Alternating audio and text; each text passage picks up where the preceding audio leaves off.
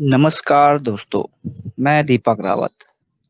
दोस्तों, प्रसिद्ध कालिंका मंदिर उत्तराखंड के पौड़ी गढ़वाल और अल्मोड़ा दोनों जिलों के सीमा पर ऊंचे पहाड़ की चोटी पर स्थित है। यह मंदिर बिरुखाल ब्लॉक के लगभग 20 किलोमीटर और कुमाऊं के स्याल्दे ब्लॉक से लगभग 30 किलोमीटर दूरी पर है। इस चोटी से देखने पर हिमालय के दृश्य का आनंद अद्भुत और रोमांचक होता है। चारों दिशाओं में सामने वृक्ष, लता, पादप और हरियाली ओढ़े ऊंचे-नीचे पहाड़ दिखाई देते हैं। यहाँ की खूबसूरती का अंदाजा आप यहाँ आकर ही लगा सकते हैं। मंदिर में पूजा अर्चना की जिम्मेदारी पटियारी वंशज गढ़वाल अल्मोड़ा को दी गई है, जो आज भी इसका सनातन रूप से निर्वहन कर रहे हैं। मंदिर वर्ष भर श्रद्धालुओं के लिए खुला रहता है। यहाँ प्रत्येक 3 साल में एक बड़ा मेला होता है, जिसे स्थानीय भाषा में जतोड़ा भी कहते हैं। यहाँ लाखों की संख्या में श्रद्धालु मेले में शामिल होते हैं। तो दोस्तों ये तो था हमारा मंदिर का बैकग्राउंड के बारे में। अब हम आपको मिलवाते हैं आज के बहुत ही खास गेस्ट जो जो कि हमारे एरिया में पहले शख्सियत हैं जो कि थिएटर में काम करते हैं, बच्चों के साथ काम करते हैं, नाटकों में काम कर रहे हैं और जिनकी बहुत ही सुरीली आवाज़ है, जो कि जिन्होंने हमारे डॉक्यूमेंट्री के लिए आवाज़ दी है, आज हमारे साथ वो प्रेज़ेंट हैं। मैं तहे दिल से उनका स्वागत करता हूँ हिम्मत जी। आपका इस सम्मेलन में बहुत-बहुत स्वागत। बहुत बहुत धन्यवाद आपका और बहुत बहुत धन्यवाद आपका कि आपने मुझे इस सम्मेलन में आमंत्रित किया और धन्यवाद इस बात के लिए भी कि आपने मुझे महाकाली की डॉक्यूमेंट्री में आवाज देने का सुअवसर प्रदान किया। तो बहुत बहुत धन्यवाद आपका और जो दर्शक और श्रोता सुन रहे हैं हमें सबका बहुत बहुत धन्यवाद। जी जी सर, बहुत-बहुत धन्यवाद। सर मैं पहले तो जानना चाहूँगा कि आपकी इतनी सुरीली आवाज़ है, ये मतलब आपका सफ़र कैसे शुरू हुआ? और ये नाटकों का सफ़र कैसे शुरू हुआ? थोड़ा उसके बारे में हमें बताइए। तो पहली बात तो बहुत बहुत शुक्रिया, आपने इस आवाज सुरीली कहा। आज तक लोग आवाज के बारे में अलग-अलग बातें कहते रहे। कोई कहते रहे कि अच्छी आवाज है, कोई कहते रहे बेस वाली आवाज है, कोई कहते बहुत दबंग आवाज है, अलग-अलग। और पहली बार कोई सुरीली आवाज कह रहा है इसको तो इसके लिए बहुत-बहुत धन्यवाद। और जहाँ तक बात है नाटकों का सफर कहाँ से शुरू हुआ, तो नाटकों के सफर की जो चेतना है वो हमें हमारे लोक नाटकों से ही आती है। जैसे कि मेरे जो अवचेतन मन में नाटकों के प्रति जो एक सम्मान और प्रेम है वो रामलीला से ही रही है। जब बचपन में हम लोग रामलीला देखा करते थे, तो रामलीला का जो जीवंत माहौल था, जो उसकी कथा की शैली थी, वो बड़ा प्रभावित करती थी कि किस प्रकार से एक खुले मंच पर हज़ारों दर्शकों के सामने अभिनेता अभिनय कर रहे हैं। और ये दूसरी बात, जैसा कि हमारे यहाँ उत्तराखंड में होता है, जागर होते हैं या दूसरे संगीतमय कार्यक्रम होते हैं, उनसे भी प्रभावित होता रहा मैं लगातार। वो भी मेरी जो चेतना में उनकी ध्वन्यात्मकता भी जाती रही कि किस तरह से वो लोक नाट्य जो हैं वो हमारे जीवन और हमारे अंतस को प्रभावित करते हैं। तो मतलब वो जो बीजारोपण है वो तो वहीं से हुआ, रामलीला और ये जो लोक नाट्य शैलियां हम लोग देखते रहे। लेकिन उसके बाद स्कूल में, कॉलेज में और दिल्ली के जो फलक है उस पर भी हम लोग लगातार नाटकों में काम करते रहे। लेकिन ये है कि नाटकों से जुड़ाव और लगाव मेरा बचपन से ही रहा और बचपन से ही मैं वर्कशॉप करना या नाटक करना, निर्देशन करना, छोटा-छोटा स्कूल के फंक्शंस में पार्टिसिपेट करना, तो ये जो काम है ये बचपन से ही कर रहा हूँ। जी। अ, हाँ, सर ये मैं देखा हूँ कि हमारे पूरे एरिया में एक आप ही हो जो मतलब थिएटर भी और नाटक भी करते हो। बाकी मैंने अभी किसी को मैं जानता नहीं हूँ उतना कि जिन्होंने किया है। आप सर थोड़ा हमें ये ब्रीफ भी बता दें कि आप कहाँ पे मतलब आपका कुमाऊँ में है, गढ़वाल में आपका कहाँ लोकेशन है और एग्ज़ैक्टली अभी आप कहाँ रह रहे हैं? हाँ, ये सवाल बहुत महत्वपूर्ण है क्योंकि बहुत सारे लोग इस बात को लेकर भ्रमित होते हैं कि मैं कहाँ का हूँ। मैं हूँ तो मूल रूप से उत्तराखंड का ही और मेरा जन्म भी उत्तराखंड में ही हुआ था।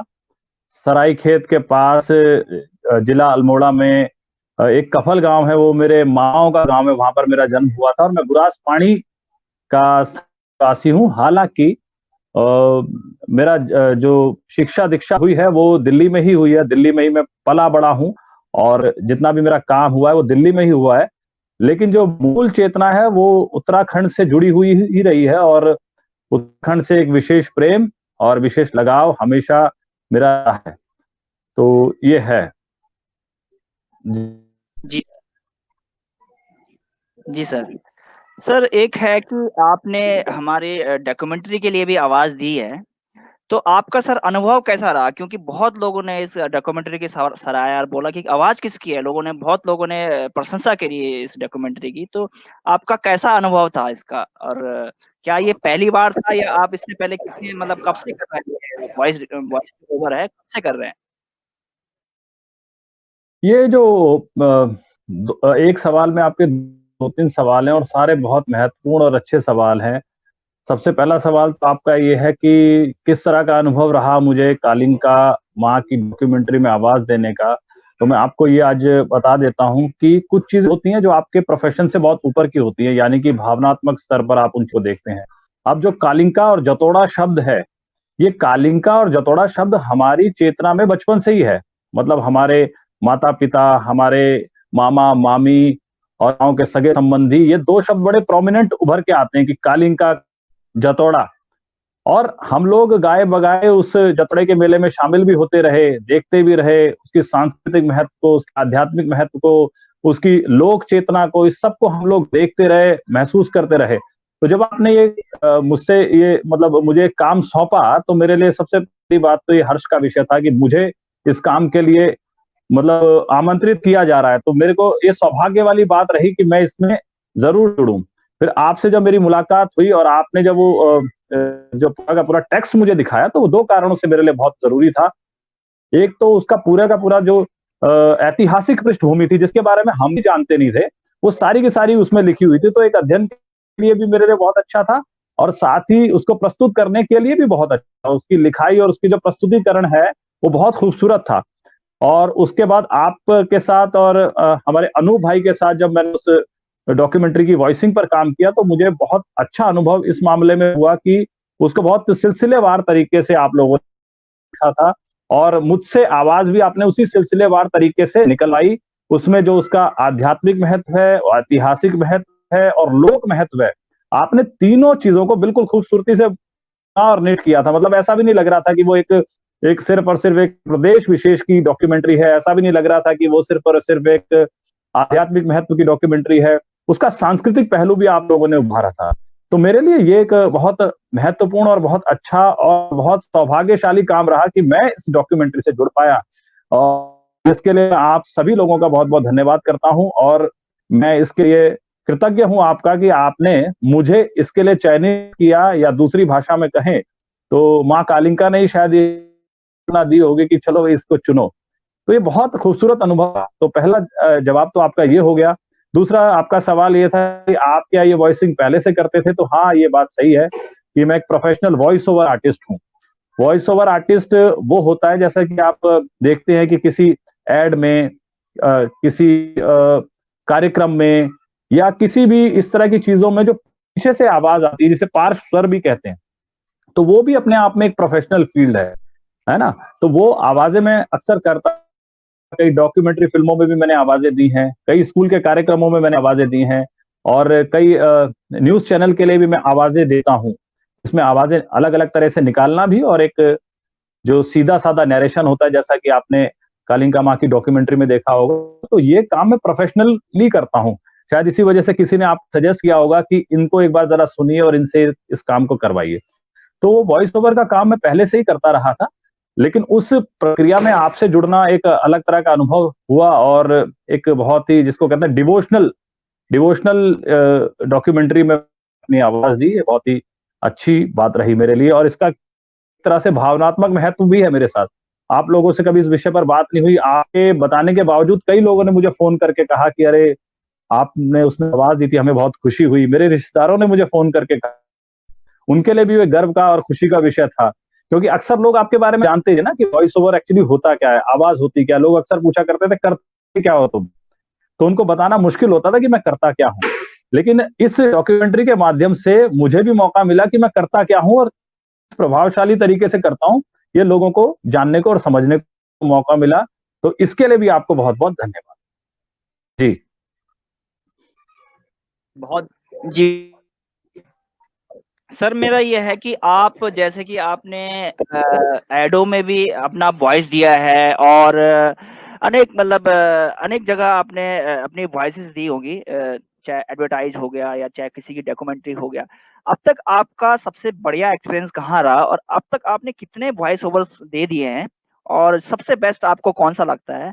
दूसरा सर मेरा सवाल ये है कि वॉइस ओवर के लिए अगर हमारे एरिया में कोई चाहता है कि वॉइस ओवर वो बने, तो क्या इसके लिए कोई प्रैक्टिस है या फिर ये आवाज़ का अपना, क्योंकि कई लोग दूसरे की आवाज़ भी निकाल देते हैं, तो इसमें किसी तरीके की आपने प्रैक्टिस करी? आपकी आवाज़ में इतना दम लगता है हम लोगों को और सभी लोगों ने इतना सराहा है, तो क्या इसके पीछे कोई एक लंबी कहानी है कि आपने इतनी आवाज़ को निकालने के लिए आपने मेहनत करी और किस तरीके से किया?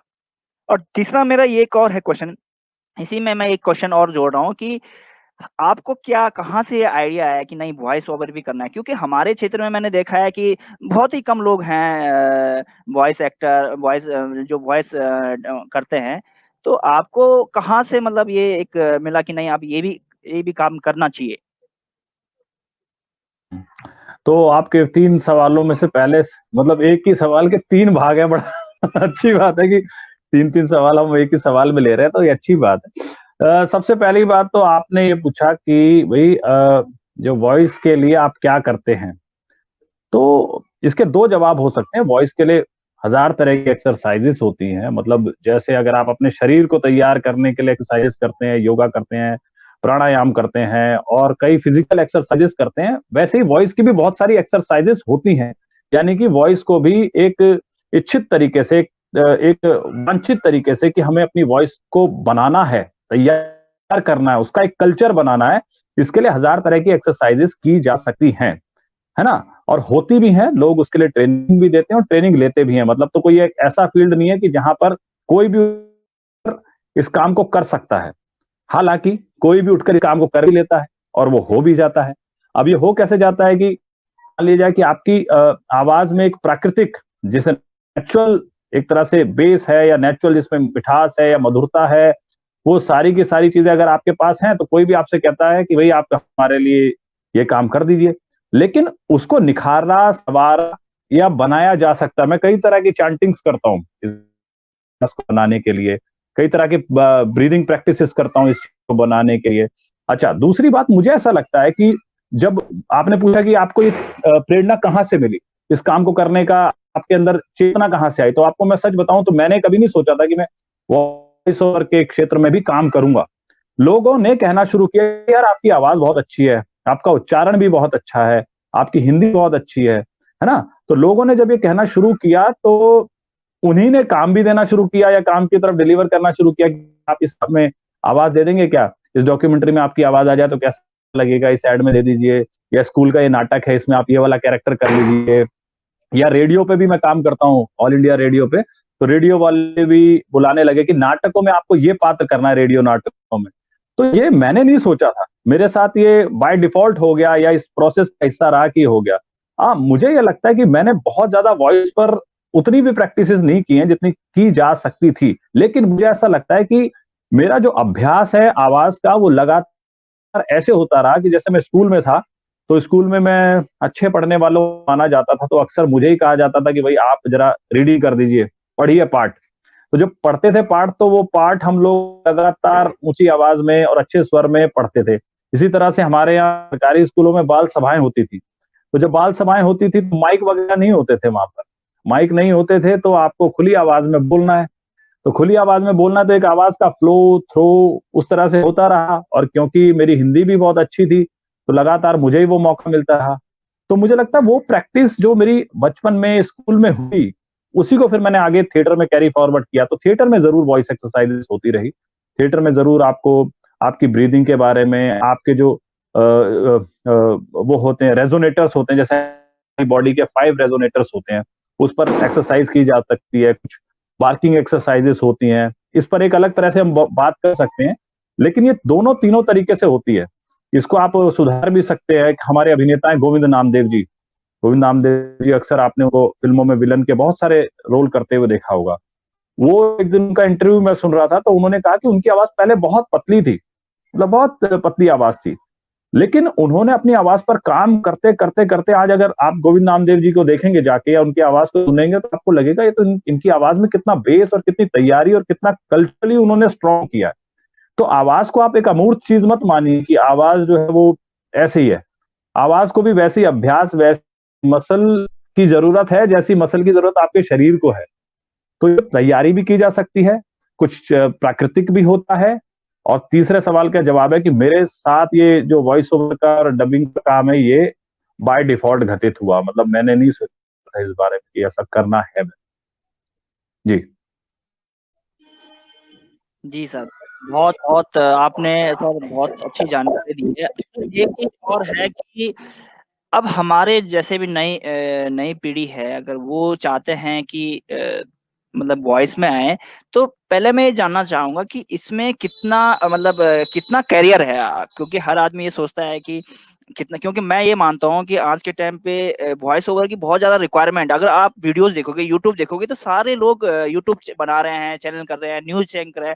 कहीं न कहीं वॉइस वॉइस ओवर यानी वॉइस आर्टिस्ट की ज़रूरत है ही हर जगह, क्योंकि यूट्यूब इतना पॉपुलर हो गया है आज के टाइम पे। अगर आप किसी भी ऐड का प्रमोशन करते हैं, तो उसके लिए वॉइस ओवर की ज़रूरत पड़ती है। तो आप मतलब आप किस तरीके से हमारे यहाँ के लोगों को, जैसे गढ़वाल के लोगों को या हमारे क्षेत्र के लोगों को कहना चाहेंगे कि कितना कैरियर है इसमें, और किस तरीके से अपना कैरियर भी एक वॉइस आर्टिस्ट के बेसिस से बनाता है? अगर मैं बात करूँ कि दिल्ली मेट्रो में जब आवाज़ आती है, तो लोग खैर पहले लोग नहीं समझते होंगे, लेकिन अब धीरे-धीरे समझने लगे कि कौन दे रहा है उसकी आवाज़, किसने दी है, कितनी ज़बरदस्त आवाज़ है, कितनी मीठी आवाज़ है। तो वो अपने आप में एक बहुत बड़ा कैरियर रहा होगा। तो आप उस चीज़ को हमारे यहाँ के लोगों को एक एम्प्लॉयमेंट मैं जैसे कह सकता हूँ या रोज़गार मैं कह सकता हूँ, वो कहाँ तक पहुँच सकते हैं और उसके लिए कितनी मेहनत की ज़रूरत पड़ेगी? जैसा कहा जाता है ना कि जहां ना पहुंचे रवि वहां पहुंचे कवि, तो इसी तरह से मैं आवाज के बारे में भी कह सकता हूँ कि आवाज ऐसी है कि पूरे यूनिवर्स तक एक जगह से दूसरी जगह तक पहुंच सकती है। आवाज की शक्ति को एक्चुअली हमने कभी पहचाना ही नहीं, है ना। जहां तक बात है कि इस फील्ड में क्या करियर ऑप्शंस हैं और कैसे इसको मैं देखता हूं, तो अब जैसे मैंने बताया कि मैं बाय डिफॉल्ट इस क्षेत्र में हूं, लेकिन जब मैं थोड़ा सा इस क्षेत्र के बारे में जान रहा हूं तो मैं ये महसूस कर रहा हूं कि इसमें भी बहुत ज्यादा है काम करने का, पैसे कमाने का और एक्सेल करने का। अभी अभी हाल ही में आपने देखा होगा कि कुछ जो कार्टून कैरेक्टर्स की आवाज निकालने वाले आर्टिस्ट थे, उन लोगों को कितनी पहचान मिल रही है, कितने लोग उनके बारे में जान रहे हैं कि जो नोबिता की आवाज निकालने वाले लोग थे या जो दूसरे कार्टून कैरेक्टर्स की आवाज निकालने वाले लोग थे, वो भी मेन स्ट्रीम में आ रहे हैं, लोग उनके काम को पहचान रहे हैं। जैसा आपने बताया कि मेट्रो की आवाज है, और इसी तरह से बिग बॉस की जो आवाज है, लोगों को लगता है कि यार ये आवाज इतनी चमत्कारिक आवाज है किसकी। तो आवाज के क्षेत्र में काम की संभावनाएं बहुत ज्यादा बढ़ गई हैं। लेकिन मैं यहाँ पर यह भी कह देना चाहता हूं, किसी किसी भुलावे में ना रहें कि जरूरत है तो काम भी है। जरूरत है तो काम सिर्फ उसी के लिए है कि जो उस काम की प्राप्ति के लिए लगातार लगा हुआ है, और क्योंकि एक फ्रीलांसिंग वर्क है, कोई ऐसा तो है नहीं कि हर महीने आपको इतना काम मिलेगा, उतना काम मिलेगा या इतना काम आपको निश्चित रूप से मिलेगा। हाँ, अच्छी बात यह है कि अब सारी चीजें ऑडियो पे आने लगे हैं। जैसे अब ऑडियो बुक्स का चलन आ गया है, यानी कि जो किताबें हम लोग पढ़ा करते थे आज वो ऑडियो पर हैं, जो कहानियां हम पढ़ा करते थे वो ऑडियो पर है। तो ऑडियो का बहुत सारा काम होने लगा है, और दुनिया जब है अब ऑडियो विजुअल पर ही चल रही है, मतलब दृश्य श्रव्य माध्यम पर चल रही है। तो उसमें ऑडियो का सिर्फ यूट्यूब पर ही नहीं और भी कई जगह पर, कई माध्यमों पर उसकी आवश्यकता महसूस की जाने लगी है। बहुत सारे यूट्यूबर्स वॉइस ओवर आर्टिस्ट को अपनी उसमें बुलाते हैं। फिल्मों में देखिए, फिल्मों में क्या था, एक अलग तरह से नरेशन चल रहा है। अगर आपने गैंग्स ऑफ वासेपुर फिल्म देखी हो तो गैंग्स ऑफ वासेपुर में पूरे में पीयूष मिश्रा साहब का उसमें वॉइस ओवर है। इसी तरह से बहुत सारे एक्टर हैं जो एड के लिए वॉइस ओवर्स कर रहे हैं, और बहुत सारा काम अब होने लगा है। लेकिन इस फील्ड में आने से पहले थोड़ी सी सतर्कता, थोड़ी सी तैयारी और थोड़ा सा एक पेशेंस का लेवल भी लेके चलें। सोचें कि संभावना है तो काम भी है, संभावना है लेकिन उस काम की खोज करना जरूरी है। लोगों को उसके महत्व के बारे में भी बताना जरूरी है कि भाई ये चीज जो है इस तरह से की जा सकती है। अब उदाहरण के तौर पर अगर आप कालिंग माँ की जो डॉक्यूमेंट्री हमने जो बनाई, उसमें अगर आवाज ना होके सिर्फ विजुअल ही विजुअल होते और सिर्फ लोगों की बात होती, तो बहुत सारी जो नैरेटिव वाली बातें हैं, जो वर्णन वाली शैली में बातें थी, वो शायद उस प्रभावी तरीके से ना पहुंच पाती, या किसी एक व्यक्ति के साथ आप इंटरव्यू करते, वो उसके बारे में पूरी जानकारी बताता, तो शायद ना हो पाती। लेकिन वॉइस ओवर ने उसमें एक अलग तरीके का निखार दिया। अब जैसे पहले कार्ड बनते थे, है ना, शादी के कार्ड बनते थे, तो शादी के कार्ड सिर्फ एक तरह से प्रिंटेड फॉर्म में है। अब ये क्यों नहीं हो सकता कि शादी के कार्ड में वीडियो फॉर्म में हो और वीडियो में एक नरेशन भी हो, और नरेशन उस कार्ड को और उस जो जो विवाह का उत्सव है उसके अंदर एक नई उम्मीद, नई किरण और नया नैरेटिव ऐड कर दे, नया एक ऐड कर दे। तो वॉइस ओवर आर्टिस्ट क्योंकि एक फ्रीलांसिंग क्षेत्र है, तो उसमें उन लोगों को इस दिशा में मेहनत भी करनी चाहिए, काम के साथ साथ काम जनरेट करने की शक्ति भी आनी चाहिए। नहीं तो फिर आप यही कहेंगे कि भाई हम तो वॉइस ओवर आर्टिस्ट हैं, हमें काम दीजिए, काम कहाँ से है, काम कब मिलेगा? तो काम है, काम एग्जिस्ट करता है, बहुत सारे लोग कई लाखों रुपए इसी क्षेत्र से कमा रहे हैं, लेकिन काम ढूंढना, काम जनरेट करना भी आप ही की जिम्मेदारी है। लेकिन काम बहुत है और उस काम को किया जा सकता है, उसके लिए स्किल्ड हुआ जा सकता है और होना चाहिए भी। जी। जी सर, बहुत सर आपने बहुत अच्छी जानकारी दी, और जिस तरीके से इसमें कैरियर दिखता है हमें, तो मुझे लगता है कि आने वाले टाइम में लोग गूगल में सर्च करने से ज़्यादा लोग यूट्यूब में सर्च करेंगे, क्योंकि आजकल हर चीज़ लोग गूगल की जगह यूट्यूब में सर्च करने लगे हैं, क्योंकि हर चीज़ का ना वहाँ पे लोग एक्चुअली लोग एक इजी वे में जाना चाहते हैं, यानी लोगों को जो दिखता है लोग वो चाहते हैं कि वो समझने की जो क्षमता है हमारी, या सुनने की और देखने की, इस तरीके से यूट्यूब बहुत ज़्यादा आगे बढ़ रहा है। अब हर क्षेत्र से लेके देखिए, किसी की असेंबलिंग करनी है तो वो यूट्यूब बना देते हैं। तो ये सर आपने बहुत अच्छी जानकारी दी कि मुझे लगता है कि काम की ज़रूरत नहीं है। सर एक बस इसी से रिलेटेड एक मेरा लास्ट क्वेश्चन है कि गाँव के लोग कैसे इसमें प्रैक्टिस कर रहे हैं? जैसे दिल्ली में तो शायद उनके लिए कोई इंस्टीट्यूट होगा, या फिर वो प्रैक्टिस कैसे कर रहे हैं? यानी प्रैक्टिस करने का कोई फ़ॉर्मूला है, या फिर गाँव में शायद अब तो इंटरनेट आ गया है, तो शायद मुझे लग रहा है वो कुछ कोशिश कर सकते हैं। तो कोई एक स्पेशल फ़ॉर्मूला है कि वो उस वीडियो को देख के, या कोई कैसे मतलब उसको वो सीखें, यानी वॉइस ओवर के बारे में वो सोचें, और वॉइस ओवर को कैसे अपनी आवाज़ को चेंज कर सकते हैं? कोई करियर मतलब वो कैसे अपना करियर बनाएँ, यानी शुरुआत लर्निंग कैसे करें? मेरा कहने का मतलब है कि लर्न कैसे करें, सीखें कैसे?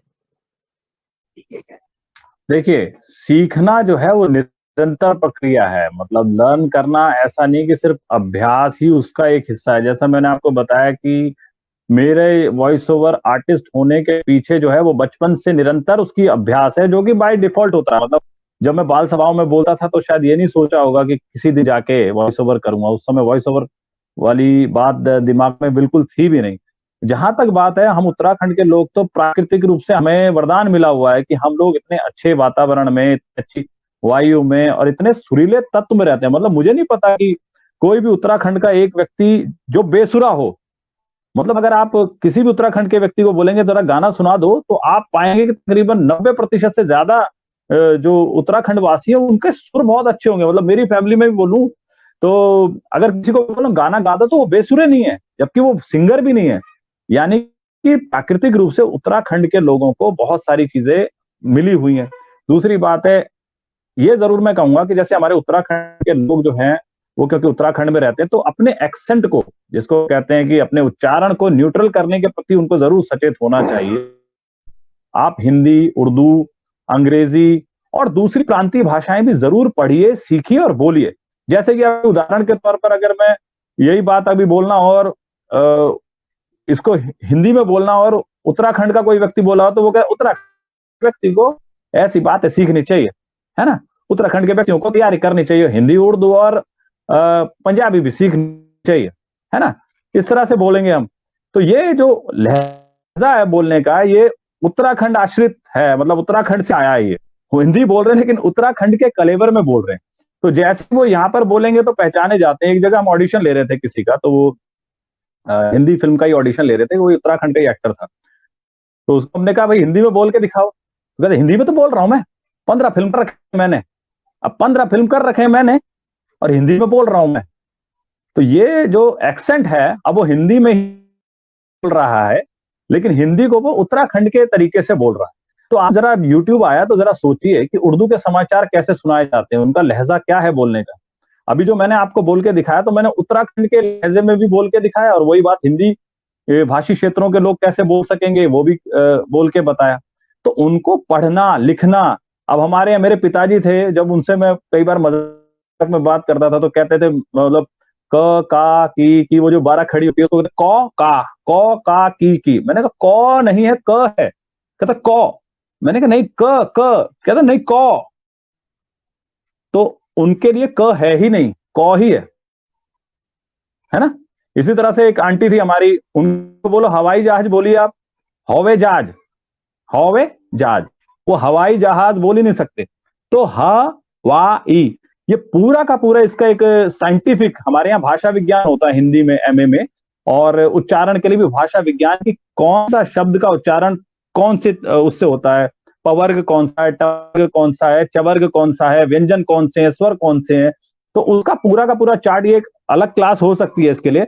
लेकिन आप समझिए कि कौन सा शब्द कौन सा वर्ण किस जगह से उत्पन्न हो रहा है, तो उसको समझना बहुत ज्यादा जरूरी है। क्योंकि अगर आपको वॉइस ओवर आर्टिस्ट बनना है या वॉइस पर काम करना है तो आपकी आवाज में न्यूट्रलिटी होना बहुत ज्यादा आवश्यक है। या फिर आप इसको ऐसे देख सकते हैं कि नहीं यार हमारी प्रांतीय भाषा है, मेरे तो एक्सेंट में ये रहेगा, तो आप एक प्रांत विशेष तक हो सकता है कि सीमित हो जाए, या लोग आपको इसीलिए पसंद करें कि यार इसकी आवाज तो, इसकी आवाज में एक देसीपन है।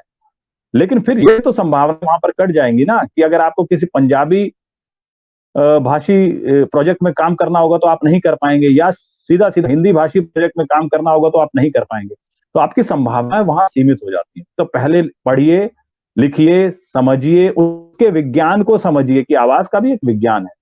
बिना वायु के आवाज नहीं निकल सकती। हर जो अक्षर है, हर जो वर्ण है, उसके उच्चारण और उद्गम स्थल बिल्कुल अलग हैं। आवाज में बेस कैसे आता है, रेजोनेंस क्या है ना, रेजोनेटर्स क्या है, ये बहुत बड़े बड़े विषय हैं। मतलब इसको यहाँ पर बताना छोटे रूप में बहुत मुश्किल है, लेकिन इतना मैं बता सकता हूँ कि आप इसको ठीक कर सकते हैं, न्यूट्रल कर सकते हैं, इस पर काम कर सकते हैं, और बहुत अच्छे तरीके से चीजों को समझ सकते हैं। अब तो पूरी दुनिया ही आपके पास इंटरनेट पे, 50 एक्सरसाइज आप इंटरनेट पे देखेंगे तो वो भी आ जाएगी।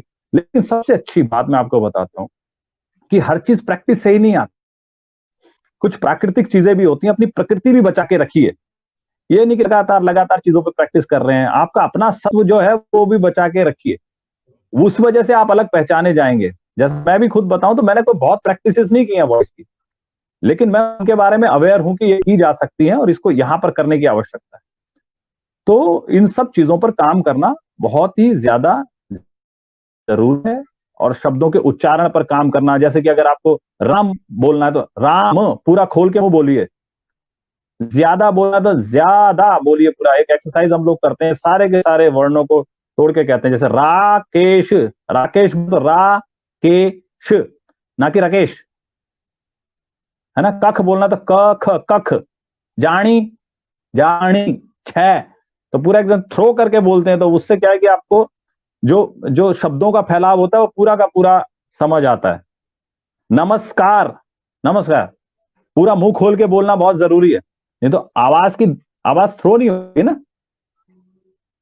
ठीक है, तो इस तरह की छोटी छोटी एक्सरसाइजेस भी की जा सकती हैं जो आपके बोलने में, आपके उस क्षेत्र में काम करने में बहुत इंपॉर्टेंट भूमिका निभा सकती है। इस पूरी ट्रेनिंग होती है, और जरूरी नहीं है कि आपको इंस्टीट्यूट में जाके ये चीजें सीखने की हैं। आप घर बैठे भी बहुत सारी चीजों पर काम कर सकते हैं, चीजों को समझ सकते हैं, उसके लिए प्रोफेशनल मदद भी ले सकते हैं, है ना जी। जी सर, सर आपने बहुत ही सुंदर तरीके से समझाया, जो मुझे लग रहा है ये बहुत जरूरी है अगर हम किसी चीज को डीपली बता रहे हैं। लेकिन जहां तक मुझे लग रहा है आपने ये सोचा है, हम मतलब 3 चीजें हमें ध्यान रखनी है। एक तो टाइमिंग, यानी हम कितने फास्ट बोल रहे हैं, और दूसरा उच्चारण को पूरा कैसे करें, मतलब पूरा बोले। और तीसरा हमारा जो, क्योंकि मतलब आर्टिस्ट जो वॉइस आर्टिस्ट है, अगर वो हिंदी बोले तो प्रॉपर हिंदी बोले, इंग्लिश बोले तो प्रॉपर इंग्लिश बोले, मतलब उन, आप ये कह रहे हो कि उसमें लय ना आए, जैसे गढ़वाली अभी आपने बताया। तो 3 चीजें हमें आप कह रहे हो कि ध्यान रखना चाहिए। एक तो प्रॉपर उच्चारण, दूसरा आप कह रहे हो कि टाइमिंग जो है ज्यादा फास्ट भी नहीं होना चाहिए, कम भी नहीं होना चाहिए, तो वो होना चाहिए। और दूसरा अपना लय, यानी टंग, आप क्या उसको क्या कह सकते हैं, यानी हमारी टंग की बात कर रहे हो कि हमारे लय नहीं आनी चाहिए, यानी हमारी भाषा नहीं आनी चाहिए उसके अंदर। तो ये चीजें मुझे लग रहा है ध्यान रखनी चाहिए।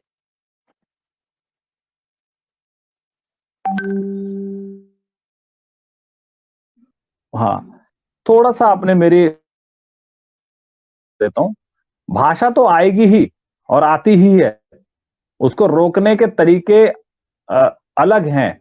तो भाषा आए या ना आए ये तो आपका व्यक्तिगत चयन और व्यक्तिगत अभ्यास हो सकता है, आप रोक थोड़ी सकते हैं उसको। लेकिन जो इस पर्टिकुलर क्षेत्र में काम करना चाहता है उसको ये जरूर पता होना चाहिए कि भाई मैं ये वाली जो बात बोल रहा हूं तो मेरी उत्तराखंड या उत्तरांचल बेल्ट का जो उसमें एक्सेंट उसमें मिल रहा है, उसको ये अवेयरनेस जरूर होनी चाहिए। हो सकता है कि वो ये कहे कि नहीं, मैं इसी एक्सेंट में बोलना चाहता हूं, मैं इसी एक्सेंट में लोग मुझे पसंद करते हैं और ये मेरी मूल आवाज और मूल उच्चारण मेरा ऐसा ही है।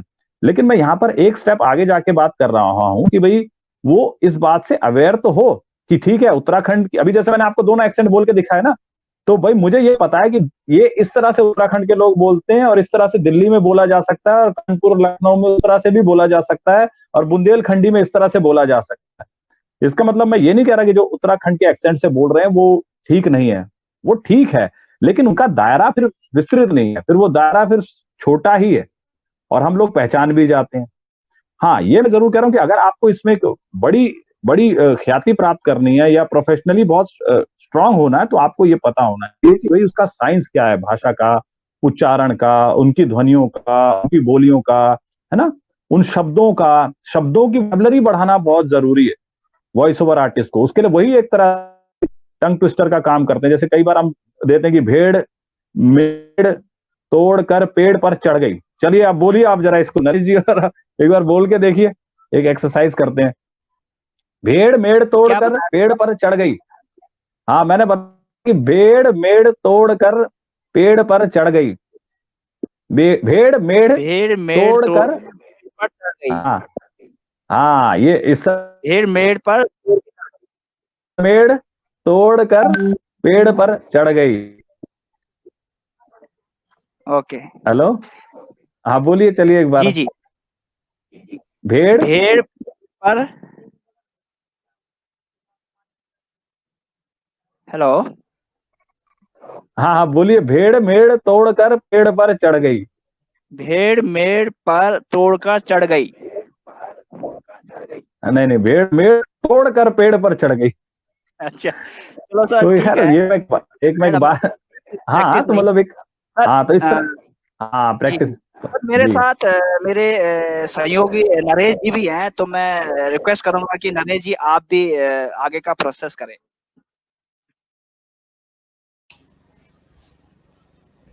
हिम्मत जी नमस्कार। हाँ नमस्कार। मैंने कहा नरेश जी तो हमारे भी सहयोगी हैं, आप ही के सहयोगी नहीं है, पूरे देश को ये योगा करा है आपको। और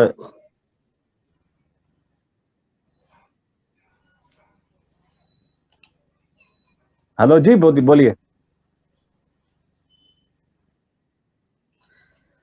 हिम्मत जी, आपको देखकर हमें बहुत प्रसन्नता हुई कि आप हमारे क्षेत्र के एक विशेष अभिनेता हैं और हमारे भी कुछ आपसे सवाल हैं, उनसे पूछना चाहेंगे। एक तो थिएटर से संबंधित है कि जो ये थिएटर है इसका क्या मकसद होता है, क्योंकि ज्यादातर लोगों को पता भी नहीं होता, जैसे हमारे गांव के लोग हैं, इनको थिएटर क्या चीज है, कि क्या दिखाता है, तो थिएटर के बारे में बताएं। हमारे उत्तराखंड की मिट्टी में और उसमें इतने घुले मिले, अब जैसे जो शब्द इन्होंने बोला प्रसन्नता, है ना, प्रसन्नता, अब वो प्रसन्नता शब्द है, मतलब पिछले जवाब में ले जा रहा हूं मैं, खुशी जो है वो खुशी शब्द है ना। तो ये एक्सेंट पर काम करने वाली बात है। हालांकि ये नरेश जी का काम नहीं है, नरेश जी तो जिस भाषा में बोल रहे हैं वही अपने आप में एक सुंदर भाषा है, कि प्रसन्नता बोलेंगे क्योंकि उनका वो चलेगा। लेकिन जो वॉइस ओवर आर्टिस्ट है उसे पता होना चाहिए कि प्रसन्नता कब बोलना है, प्रसन्नता कब बोलना है, खुशी कब बोलना है और खुशी कब बोलना है, कि कौन सा किरदार जो है खुशी बोलेगा, कौन सा किरदार खुशी बोलेगा और कौन सा किरदार हैप्पीनेस बोलेगा, है ना। तो अब आता हूं मैं दूसरे सवाल पर कि रंगमंच की जो जरूरत और रंगमंच की उपयोगिता और रंगमंच का लाभ क्या है, यही पूछ रहे हैं ना नरेश जी आप? हेलो। जी जी।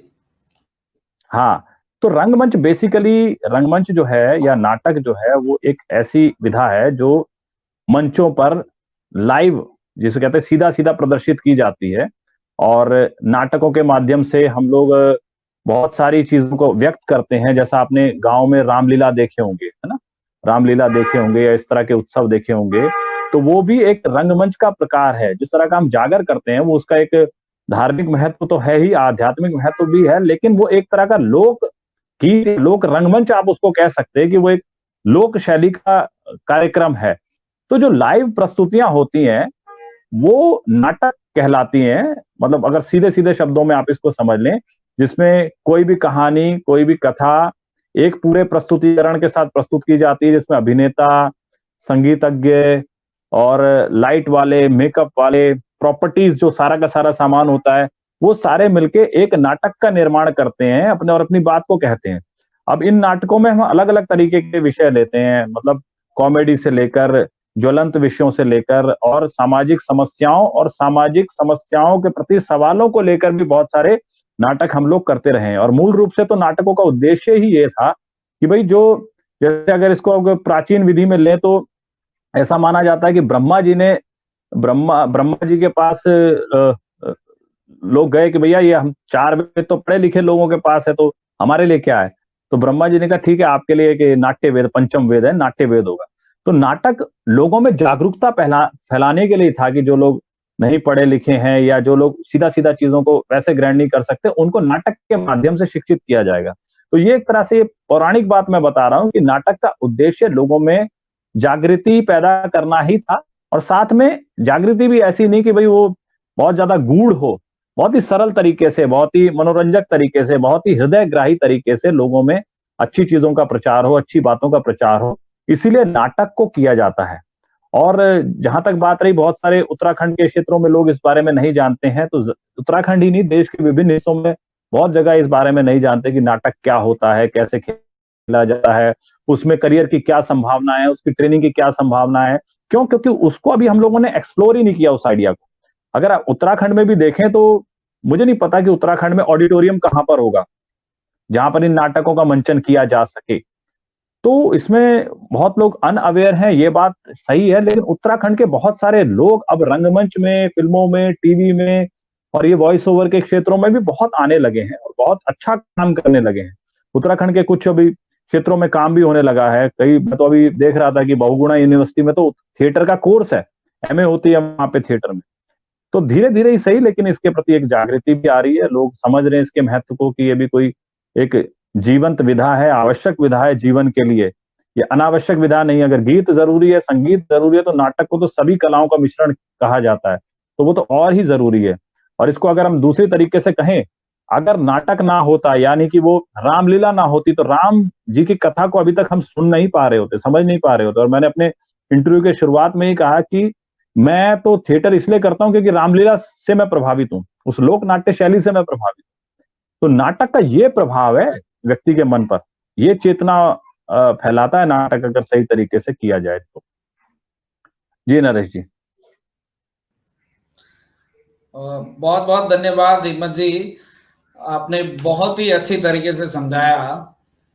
और ये आपने जो जो कुछ खास नाटकों में काम किया है या कुछ टीवी सीरियल में काम किया है, कृपया हमें भी उनका जानकारी बताइए। हमारे दर्शक भी जानना चाहेंगे कि आपने किन किन नाटकों में काम किया है। हाँ, तो मैं उनकी जानकारी तो जरूर दूंगा, लेकिन जानकारी के साथ साथ फिर निमंत्रण भी दूंगा कि सिर्फ ये सुन के ना बैठ जाएं कि मैंने किन नाटकों में काम किया। जरूरी ये है कि जब नाटक हो तो उनको देखने भी जरूर जाएं।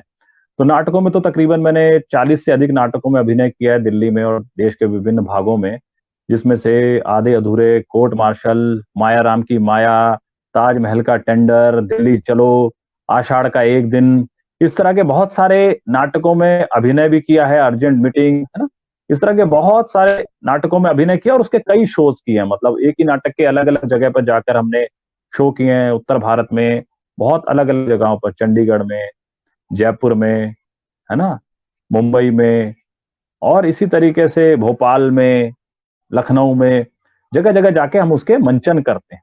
ये तो मेरे नाटकों के बारे में रहा जिनमें मैंने अभिनय किया है। इसके साथ साथ कुछ कुछ ज्यादा नहीं, अभी टीवी पे मेरे साइंस सीरियल आता है, उसमें भी एक छोटी सी भूमिका की थी।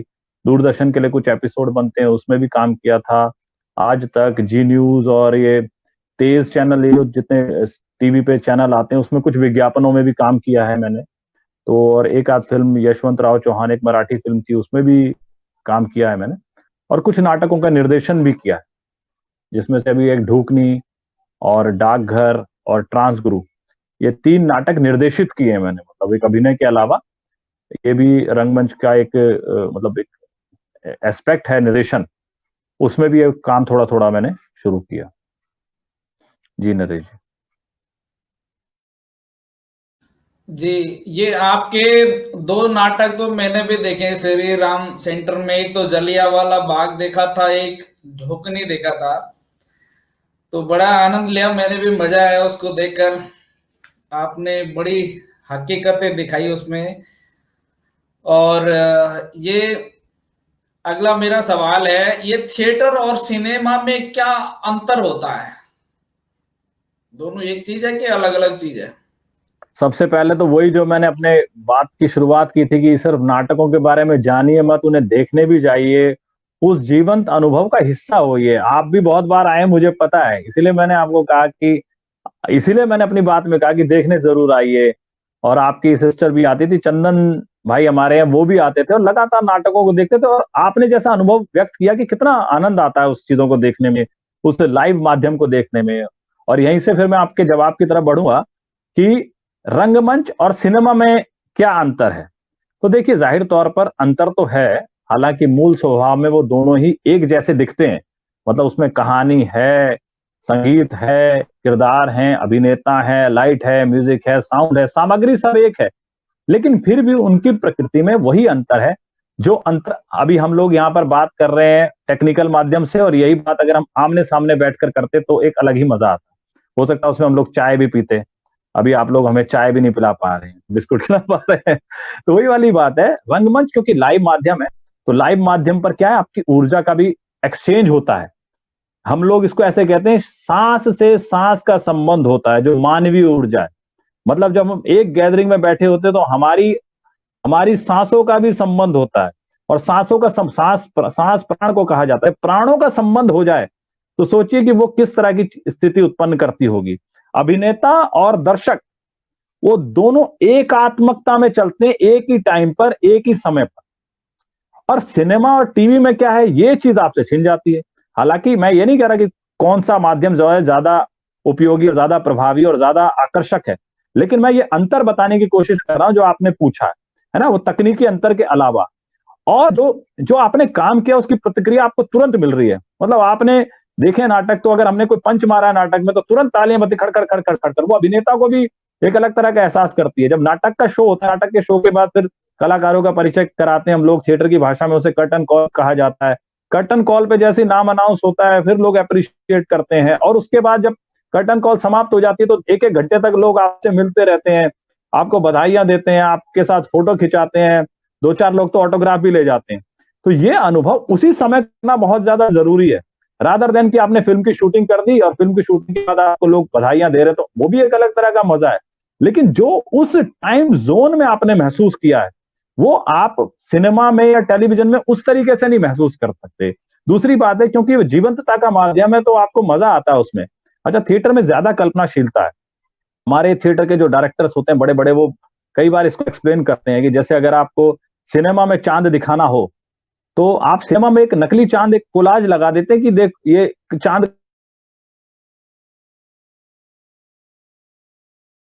की रहा चांद, और चांद दिखाएंगे नहीं, लेकिन बता देंगे कि वो देखो चांद चमक रहा है। अब वो जो चांद चमक रहा है, वो दर्शक अपनी कल्पना से सोचता रहे कि वो चांद कैसा है, आधा है, पूरा है, अपनी अपनी चेतना के हिसाब से उसको देखे। तो यहाँ पर दर्शक की भी एक इंटेलेक्चुअल एक्सरसाइज हो जाती है कि वो इस बात को समझे कि भाई मेरा चांद कैसा हो सकता है, अपनी मनोभूमि के हिसाब से देखता हो। सिनेमा में हमने क्या किया, सिनेमा में हमने दिखा दी कि वो रहा चांद, चांद सिर्फ इतना गोल है और इतना सफेद है और ये इतना इतना उसमें धब्बे हैं। लेकिन रंगमंच आपकी कल्पनाशीलता को बढ़ाता है, रंगमंच आपको सोचने के नए आयाम देता है। रंगमंच में व्यक्ति पूरा दिखाई देता है, आदम का, जैसे अभी आप देख रहे हैं मेरा इंटरव्यू ले रहे हैं तो हम लोग इतने दिखाई दे रहे हैं, है ना। और लेकिन अगर हम यही इंटरव्यू अगर हम किसी और जगह पे कर रहे होते तो लाइव कर रहे होते तो हम एक दूसरे को सीधा भी देख पाते, पूरा देख पाते। अच्छा, तकनीकी रूप से सिनेमा और उसकी जो शूटिंग है उसका प्रोसेस एक अलग तरीके का, रंगमंच लगातार चलता है, एक फ्लो में चलता है। जैसे हमारा इंटरव्यू चल रहा है ना एक फ्लो में, वैसे पूरी की पूरी कहानी चलती है। अब सिनेमा और उसकी शूटिंग जो है टुकड़ों टुकड़ों में होती है, तो उसमें अभिनेता की जर्नी भी उस तरीके से नहीं हो पाती और पूरा का पूरा जो जो रस है उसका वो अभिनेता को उस तरह से नहीं मिल पाता। इसलिए कई बार आपने सुना होगा कि अभिनेता कहते हैं कि रंगमंच में ही असली मजा आता है, क्योंकि रंगमंच में उसकी कसौटी को पूरा करते हैं, उस पूर्णता को हासिल करने की कोशिश रहती है। सिनेमा में आज क्लाइमेक्स सीन पहले शूट कर लिया और उसके बाद कोई दूसरा सीन शूट करते हैं। जैसे हम मेरे साई में भी कई बार क्या करते थे कि बाद का सीन पहले शूट कर लिया, फिर कपड़े वपड़े चेंज करके आए, फिर वो पहले वाला सीन उसके बाद शूट कर रहे।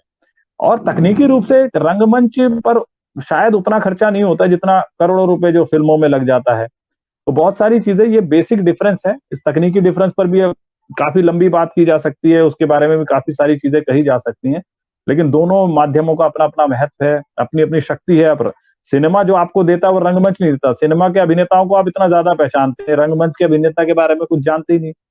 रंगमंच को अभिनेता का माध्यम कहा जाता है, लेकिन रंगमंच को अभिनेताओं को आप नहीं जानते। और सिनेमा को जो है वो निर्देशक का माध्यम के रूप में मानते हैं, लेकिन उसमें अभिनेता ज्यादा पॉपुलर होता है। तो बेसिक ये एक अंतर है, ये कुछ अंतर है। और इसके अलावा भी बहुत एक लंबी चर्चा इस पर अलग अलग दृष्टिकोणों से की जा सकती है, लेकिन रंगमंच का अपना स्वाद, अपना मजा और अपनी एक खुशबू है, इसमें कोई शक नहीं है। कल ही किसी का मैं इंटरव्यू सुन रहा था, तो रंगमंच में अलग अलग जगह से आवाजें आती हैं, सिनेमा में कहां से आएंगी भाई? रंग पार्श्व है, आगे है, पीछे है, यहाँ है, वहां है, जगह जगह से आप आवाज कर सकते हैं, उस आवाज को महसूस कर सकते हैं। अब जो आवाज अभी हम तकनीकी रूप से सुन रहे हैं, अगर आप ये कहते हैं कि आपकी आवाज अच्छी है, थिएटर में सीधा जाती है आपके कान में, तो एक आवाज का जो प्रभाव उसी समय उत्पन्न होता है, जो अभी तकनीक के माध्यम से हमें महसूस हो रहा है। तो जो वाइब्रेशंस हैं जो वॉइस की, वो कान में जाती, डायरेक्ट आपके दिल में जाती, तो क्या एहसास होता? अब वही यहाँ पे तकनीक के माध्यम से जा रही है, तो इसका भी एक एहसास है, मैं उसको सवाल नहीं कर रहा, लेकिन उस एहसास की कल्पना जरा इस एहसास के साथ कीजिए, दोनों की तुलना कीजिए, तो आपको एक अलग तरह का मजा मिलेगा, है ना जी नरेश जी। और हिम्मत जी, आजकल ये टेलीविजन, लैपटॉप या मोबाइल फोन का चाल चलन बहुत बढ़ गया है, जिसके कारण हम अपने दोस्तों के लिए, घर परिवार या समाज के लिए जो समय होता है वो घटता जा रहा है। और इसका हमारे जीवन पर कैसा प्रभाव पड़ता है, कृपया इसके बारे में भी अपने विचार व्यक्त करें। हाँ जी, तो पहली बात तो समय कोई भी रहा हो, समय कभी रहा ही नहीं किसी के पास किसी के लिए। ऐसा नहीं है कि आज सिनेमा, ये लैपटॉप और मोबाइल का चलन बढ़ा है तो समय की कमी हुई है। 10 साल पहले भी अगर आप याद करें तो 10 साल पहले भी आप ये कहते कि समय नहीं है, टाइम नहीं है, छुट्टियां नहीं है, ऑफिस में ये है, फलाने में वो है। और 20 साल पहले भी अगर इसी चीज को याद करें तो ऐसे ही लोग कहते थे कि यार टाइम कक्ष काम पड़ी मुझे, इतिकरण उत्तकरण, बहुत सारी चीजें लोग कहते रहते थे कि टाइम नहीं है हमारे पास। तो टाइम ना होना तो एक शाश्वत समस्या हमेशा से रही है। हालांकि आप जिस तरफ इशारा दिला रहे हैं वो बहुत जरूरी बात है कि लैपटॉप और मोबाइल ने हमारा बहुत उत्पादक समय नष्ट कर दिया। इसमें हम सब इसके शिकार हैं अलग अलग तरीके से। जो सोशल मीडिया जो है, फेसबुक और ये इंस्टाग्राम, ट्विटर और ये यूट्यूब और भी बहुत सारे, व्हाट्सएप, हमारा अधिकांश समय इसमें चला जाता है। तो ये एक चिंता का विषय अवश्य है। हम सबको इस बारे में सोचना चाहिए कि भाई हम अपना काम जो है वो किस दिशा में ले जा रहे हैं, अपनी चेतना को किस दिशा में ले जा रहे हैं। अभी ये जो मीडिया है वो हमको प्रभावित कर रही है। अब इंस्टाग्राम सिर्फ ये थोड़ी कि इंस्टाग्राम आया और सब कुछ अच्छा अच्छा दिखा रहा है। इंस्टाग्राम जब आया तो उसने फिर हमको फोटो खींचना भी सिखाया। उसने जब फोटो खींचना सिखाया तो उसने अच्छे कपड़े खरीदवाना भी सिखा दिया बाय डिफॉल्ट। फिर उसने फिल्टर लगाना भी सिखा दिया। अपने साथ वो 10 तरह के खर्चे और 10 तरह की अलग चीजें लेके आप लगे रहिए उस पर दिन भर, कुछ नहीं हासिल हो रहा उससे, है ना। तो ये बहुत सारा उत्पादक समय तो खराब कर ही रहा है। इसको हमको एक चिंता के विषय के तौर पर देखना चाहिए और सही तरीके से यूज करना चाहिए। तकनीक खराब नहीं अपनी तरह से। अब देखिए हम लोग इंटरव्यू कर रहे हैं तो इसी मीडियम पर कर रहे हैं, टेक्निकल मीडियम पर कर रहे हैं। अगर फोन ना होता या लैपटॉप ना होता तो ये इंटरव्यू नहीं हो पाता, ये बातचीत नहीं हो पाती। लेकिन ये बातचीत कर रहे हैं तो उसके साथ 20 तरह की चीजें और कर रहे हैं जो हमारे जीवन के लिए बिल्कुल उपयोगी नहीं है, और वो उपयोगी ना होने के साथ साथ गलत ट्रेंड भी सेट कर रही है कई जगह पे अलग तरीके से। तो ये चिंता का विषय तो है ही, लेकिन अब हम तकनीक को अपने जीवन से अलग नहीं कर सकते। आज ही मैं देख रहा था कि हमको मैसेजिंग का मिलता है, एसएमएस मिलते हैं। आज ही मैंने 10 लोगों को एसएमएस किए, लेकिन अब उस एसएमएस का कोई रिप्लाई नहीं करता, सब लोग व्हाट्सएप पे ही रिप्लाई करें। आप करते रहिए उनको मैसेज, करते रहिए एसएमएस। अब समय बदल गया है, अब समय बदल गया तो आपको उस पर होना ही पड़ेगा। अभी आपने लिंक मुझे भेजा इस मीटिंग को ज्वाइन करने के लिए, लिंक मेरे को व्हाट्सएप पे ही रिसीव हुआ है। तो अगर फोन ना हो या वो व्हाट्सएप ना हो, वो तकनीक ना हो, तो हम ये बातचीत भी नहीं कर पाएंगे। तो तकनीक को दोनों रूपों से लेने की जरूरत है, मोबाइल लैपटॉप को दोनों तरीके से लेने की जरूरत है। हाँ, एक दिन लोग जरूर परेशान होंगे इससे, लोगों को पता चलेगा कि जीवंत ऊर्जा का क्या महत्व है। जैसे कि अभी लॉकडाउन में भी लोगों ने महसूस किया कि हम लोग अपने बच्चों को, अपने पेरेंट्स को कभी वो समय दे ही नहीं पाए। और ये जो समस्या है, ये एक बड़ी मूल समस्या है, जिसको इसने लैपटॉप, मोबाइल और जो आप जिन भी मीडियम्स का नाम ले रहे हैं, उसने और थोड़ा सा बढ़ा दिया है इसको। और मैं आपको बताऊं तो इस पर अभी हमारे दोस्तों में कई बार इस पर बहस भी होती है। हम लोग कभी आमने सामने बैठकर बात करते तो फोन रखना होता है हमको, मतलब मैं बात नहीं करता। अगर वो व्हाट्सएप चला रहा तो मैं उससे रिक्वेस्ट करता हूँ, पहले आप ये व्हाट्सएप रख दीजिए, फोन रख दीजिए, तब बात करेंगे। नहीं तो पहले आप बात कर लीजिए, तब हम लोग उसको करेंगे। तो लोग भी अभी डिस्कवर कर रहे हैं ना, टेक्नोलॉजी से संघर्ष कर रहे हैं। उनको समझ आ जाएगा कि ये काम की नहीं। अब जैसे आजकल मैं देखता हूँ कि ये जो फेसबुक और ये दूसरे ऐप्स हैं, इस पर लोग थोड़ा कम आ रहे हैं, कम समय बिता रहे हैं, अब उस तरह का चीज नहीं कर रहे हैं। और जो विदेश में तो ये लोग थक चुके हैं इनसे, अब नई ऊर्जा को ढूंढ रहे हैं, नए कामों को ढूंढ रहे हैं। इसलिए जो रंगमंच जिसकी हम बात कर रहे हैं, वो तकरीबन 5000 साल से चला आ रहा है। लोगों ने कहा खत्म हो जाएगा भाई, अब टेलीविजन आ गया, रेडियो आ गया, सिनेमा आ गया, वेब सीरीज आ गया, अभी हम लोग डिजिटल थिएटर भी करने लगे थे, वो भी आ गया। लेकिन लाइव का अपना महत्व रहना ही है, उसको आप रोक नहीं सकते, तकनीक को भी आप रोक नहीं सकते। वही वाली बात कि आपको स्मार्ट यूज करना उसका सीखना पड़ेगा। भाई जब चाकू आया तो चाकू ने गर्दन काटना ही नहीं सिखाया ना, चाकू ने सब्जी काटना भी सिखाया। अब आप इसलिए कि भाई चाकू से लोगों की गर्दन कट जाती है तो भाई सब्जी भी क्यों काटे, सब्जी को घूसा मार के फोड़ लेंगे, आलू को, या सिलबट्टे से पीस लेंगे, ऐसा भी नहीं कर सकते। तो अब ये सारी चीजें हैं, एग्जिस्ट करती हैं, लोगों को जोड़ने का भी काम करती हैं। स्मार्ट यूज करना बहुत जरूरी है। हो सकता है आने वाले टाइम पर लोग इस तरह से करने लगे, भाई इतने बजे से इतने बजे तक हमको कोई लैपटॉप यूज ही नहीं करना, या कोई ये जितने एप्स वाले यही कुछ ऐसा कर दें कि एक बंदा जो है वो 1 घंटे तक ये वाली ऐप यूज कर सकता, उसके ज्यादा यूज नहीं कर सकता। पता नहीं ऐसा नहीं भी करेंगे, लेकिन करना चाहिए। तो जो परिवार को समय देने वाली बात है, तो वो एक व्यक्तिगत निर्णय है। परिवार को समय अवश्य ही देना चाहिए, उससे एक अलग तरह का लर्निंग मिलता है, बातचीत मिलती है, सीख मिलती है। हमने बहुत सारी चीजें, जैसा कि मैं बता रहा हूँ, अपने पेरेंट्स से सीखी, अपने पुरखों से सीखी, अपने जो मामा मामी इन लोगों से सीखी। अगर हमने उनको सुना नहीं होता तो नहीं करता मैं कालिंका की डॉक्यूमेंट्री, मेरे लिए नहीं होता इसका कोई महत्व। लेकिन क्योंकि उनके कानों से इन चीजों को सुनते रहे, उन अनुभवों को सुनते रहे, तो इसलिए वो हमारे जहन में बसी रही। तो मेरे अगर जो दोस्त, युवा दोस्त इसको सुन रहे होंगे, तो आप यूज कीजिए, जरूर यूज कीजिए। मैं एंटी टेक्नोलॉजी नहीं हूं, लेकिन उसका स्मार्ट यूज करना सीखिए, उसका उपयोगी यूज करना सीखिए, उससे अच्छी चीजों का प्रचार करना सीखिए, ना कि दूसरे क्या कर रहे हैं उसको फॉलो करने की कोशिश कीजिए और कुछ भी उठपटांग करते रहिए क्योंकि वो ट्रेंड में है। तो वो करना हमारे लिए जरूरी नहीं है। और बाकी जहां तक बात है, मैं कल ही किसी को कह रहा था कि भाई जो टाइम नहीं दे पाते अपने परिजनों को, तो वो तो हमेशा से वो समस्या रही है। बूढ़े लोगों को हमेशा मैं देखता रहा कि वो उपेक्षित ही रहे। अगर कोई दादा दादी हैं तो उनका कोई ख्याल रखता नहीं है, रखना चाहिए, टाइम देना चाहिए उनको। तो ये इसको मैं ऐसे देखता हूँ हरीश जी। धन्यवाद हिम्मत जी।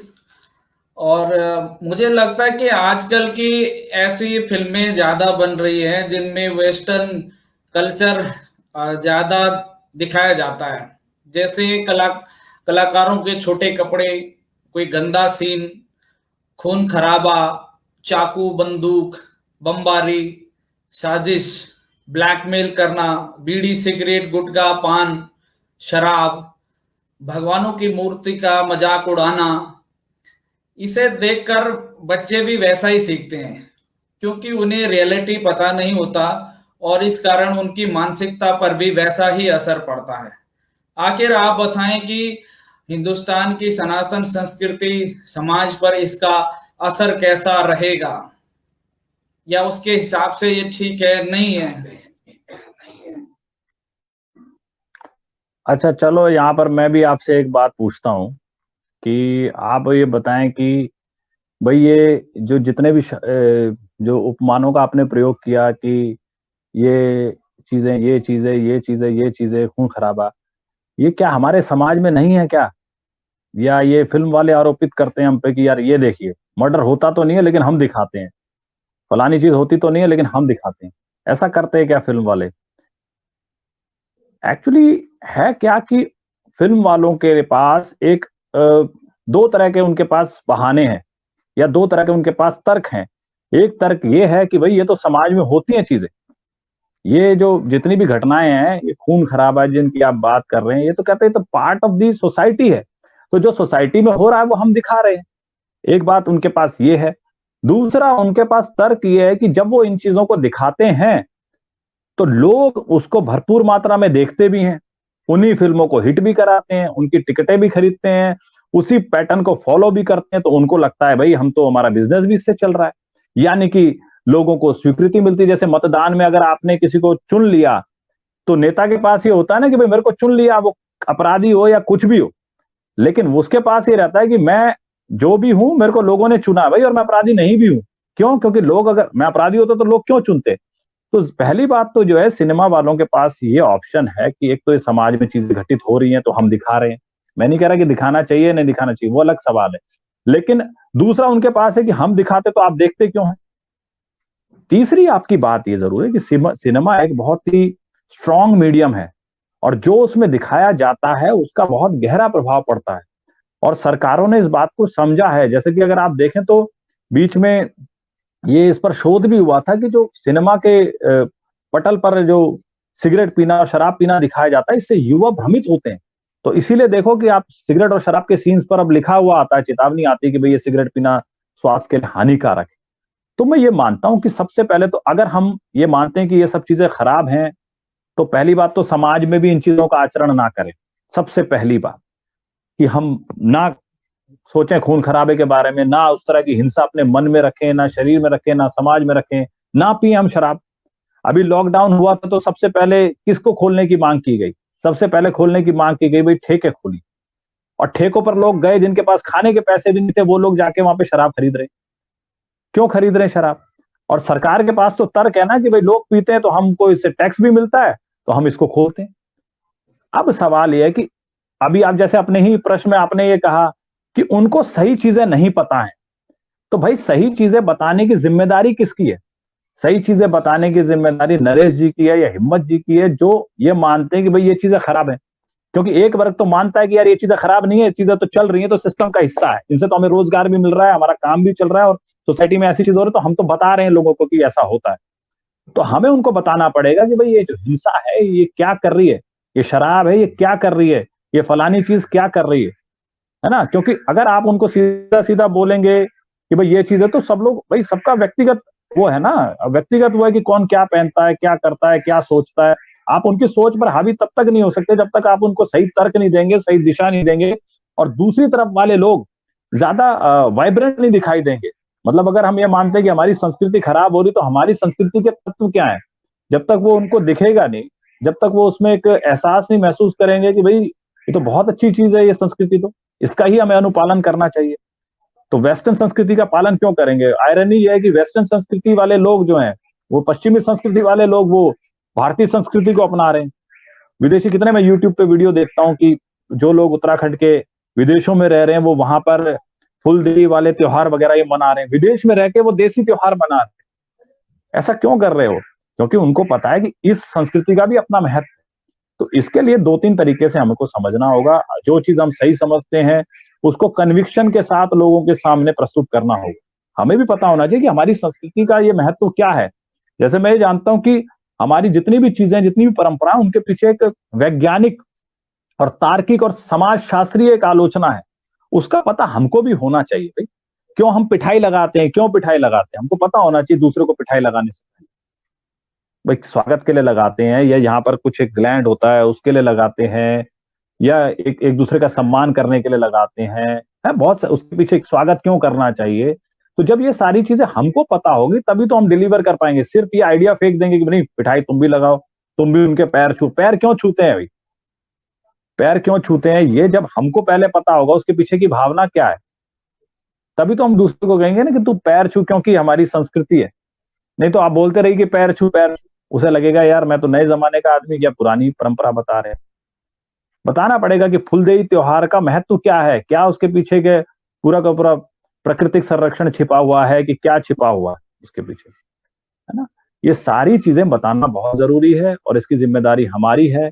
ये मैं मानता हूं कि बहुत समय से सिनेमा में एक अलग तरह का बदलाव आया है, लोग स्वीकार कर रहे हैं इसको। एक्चुअली लोग कह रहे हैं कि हाँ ठीक है भाई, ये वाली वेब सीरीज बड़ी धांसू है, उसमें कितनी हिंसा हो, लोग उसको स्वीकार कर रहे हैं भाई। और स्वीकार ऐसे करते हैं वही लोग जब कुछ अच्छी चीजों पर फिल्म बनाते हैं, अच्छी चीजों उसको देखने नहीं जाते आप। तो देखने जाइए ना दूसरी चीजों को, फिर हिट बनाइए, तभी तो व्यापार करने वालों को, लोगों को भी ये लगेगा कि भाई इस वाली चीज में ज्यादा पैसा है। अब बनाते हैं भलाई की चीजें, अच्छी चीजों पर बात करते हैं, नैतिक शिक्षा पर बात करते हैं, नैतिकता से संबंधित कुछ काम करते हैं, सोशल कमेंट्री कुछ करते हैं, कुछ सवाल उठाते हैं। तो ये एक सामाजिक रूप से देखे जाने वाली चीज है। इस पर किसी का एक का कमेंट बहुत जरूरी नहीं है, सब लोगों को मिलकर इस पर सोचना चाहिए।